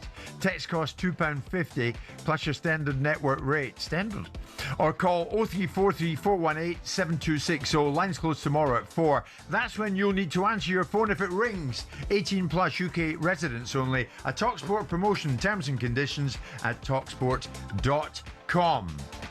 We finish off our chat on the subject of boxing with Spencer and Simon on the subject of the IBF Cruiserweight champion Jai Opetah. Wow, what a wrecking ball he is. He will face Brandon Glanton for the Zuffa Boxing Cruiserweight World title at the Mita Apex in Las Vegas.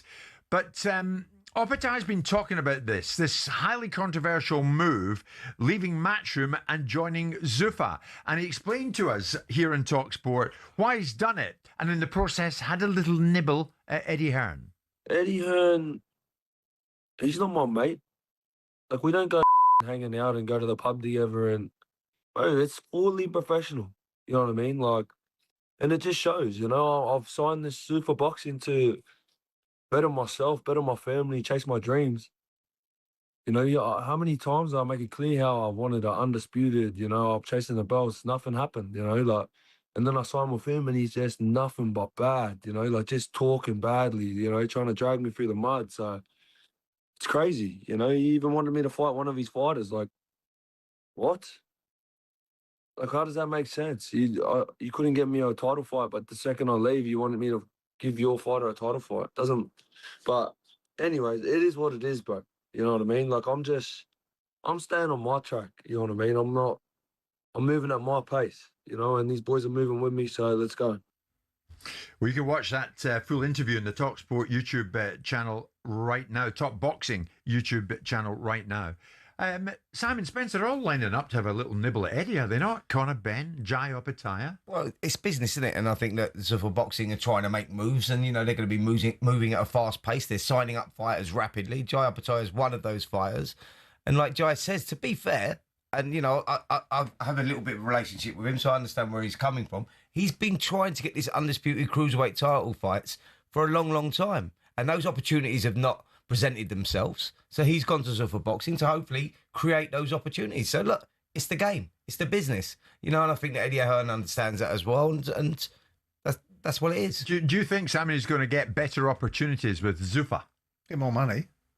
How's he going to, I mean, he can't get Zudo Ramirez in a ring. I mean, Eddie Hearn would have tried to get him in the ring. There's no reason not to get it in the ring, but Zudo Ramirez seems to want to fight David Benavidez. And really and truly, Jai Opetah is very clear. He is the real deal in his division. But he's not going to be given the opportunities because the guy that holds the other belts doesn't want to fight him. But I think that on the flip side of that, Zuffa Boxing, which is Turki Al-Sheikh and Dana White, they have the resources to be able to make that fight happen. And they would have always ultimately, it's prize fighting, and if there's enough money on the table, trust me, Ramirez fights. And that's right, but they would have always had that opportunity. Now, if there was a concerted plan to take, there probably is, to take the best fighters from Eddie Hearn, in the same way that Eddie Hearn would have a concerted plan to try and take the best fighters from another promoter. Let's be clear, he had a concerted plan to take Ben Whittaker from Ben Shalom, and he did. So it's the nature of the beast. Eddie will get on with it. He'll understand it. I don't think Conor Benn had a nibble at Eddie Hearn. I think Eddie Hearn had a nibble at him, suggesting he owed him more loyalty and that all he wanted was a brief phone call. I'm willing to wager you when Conor Benn told Eddie Hearn that he was leaving, it wasn't a polite reaction that he got from Eddie Hearn. It probably was a nuclear reaction, which is probably why Conor didn't phone him. So how long is it going to take for Zuffa belts to gain credibility? Well, $1 million question, isn't it? I think, look, the Zuffa belt is going to take a long time to gain credibility because you've got your WBC, WBA, IBF, WBO, even the IBO. You go like, look, they are the belts that carry prestige. You know, they carry merit. And I think that to come along now with the Zuffa boxing belt, you know, the fighters, as they're growing up, they want to, you know, that is the dream, to capture one of those, the green and gold belt, the WBC, you know, love or hate it, you know, what we think about the politics behind that belt. It'll be helped by the WBC doing things like Alexander Usyk versus Rico Verhoeven. That'll help them establish some credibility. But that will give them some currency in terms of what the value really looks like for fighting for WBC belts. But what I will say, Jim, is it'd be nice to speak to Rico what I will say is, tell his flaky manager then. Yeah. Weakling. But what I will say, Jim, is that Zuffa Boxing, the Zuffa Boxing belt, will become relevant because I think they have the power to do that, and I think I think they'll move at a very fast pace. But it will become relevant. They can get the top fighters. And the interesting thing is how's it worked out for the golfers? How's it worked out, this lucrative land that's been funded by Middle Eastern money? It's got them going, but where do they want to? They've still got the slams. They've still got the major events. They've not been able to destroy and divide and disrupt. So we'll see if they can buy enough of the fighters. Yeah. They can buy enough of the real top-end fighters that influence them, move the dial. Yeah. Then it will be. Why did you not say yes to a fortune to be an ambassador out in Saudi? Because I don't feel the necessity to carry other people's views. I think it would have compromised whatever value I have. I enjoy doing the media for what it's worth. Do you? I don't have to say things that other people suggest I have to say. Yeah. And if I do that, the first thing that people are going to say is, "Where's your integrity?" The same as everybody else. We enjoy having you in the media. Jim, also, I think that was a silly question, really, because when you've got a guy like Simon Jordan who's got an immense amount of money anyway, I mean, how much money do you want? And I think that's probably the reason why he said no. What a very good point. You never have too much money, mate. I can show you. It's all about principles, isn't it? Yes. Thank you so much, Spencer. Wonderful. Thank you, sir. Thank you indeed. Another hour of boxing has gone by, which takes us very nicely to 1 o'clock. Simon, I'm so sorry. Thank you so much for everything you've done. You're not welcome. Just today. Anything I can help you with, you let me know. Throughout the week. And enjoy all your money. And every day from 10 to 1, live in talkSPORT, we're selling where the trade goes. It's 1 o'clock.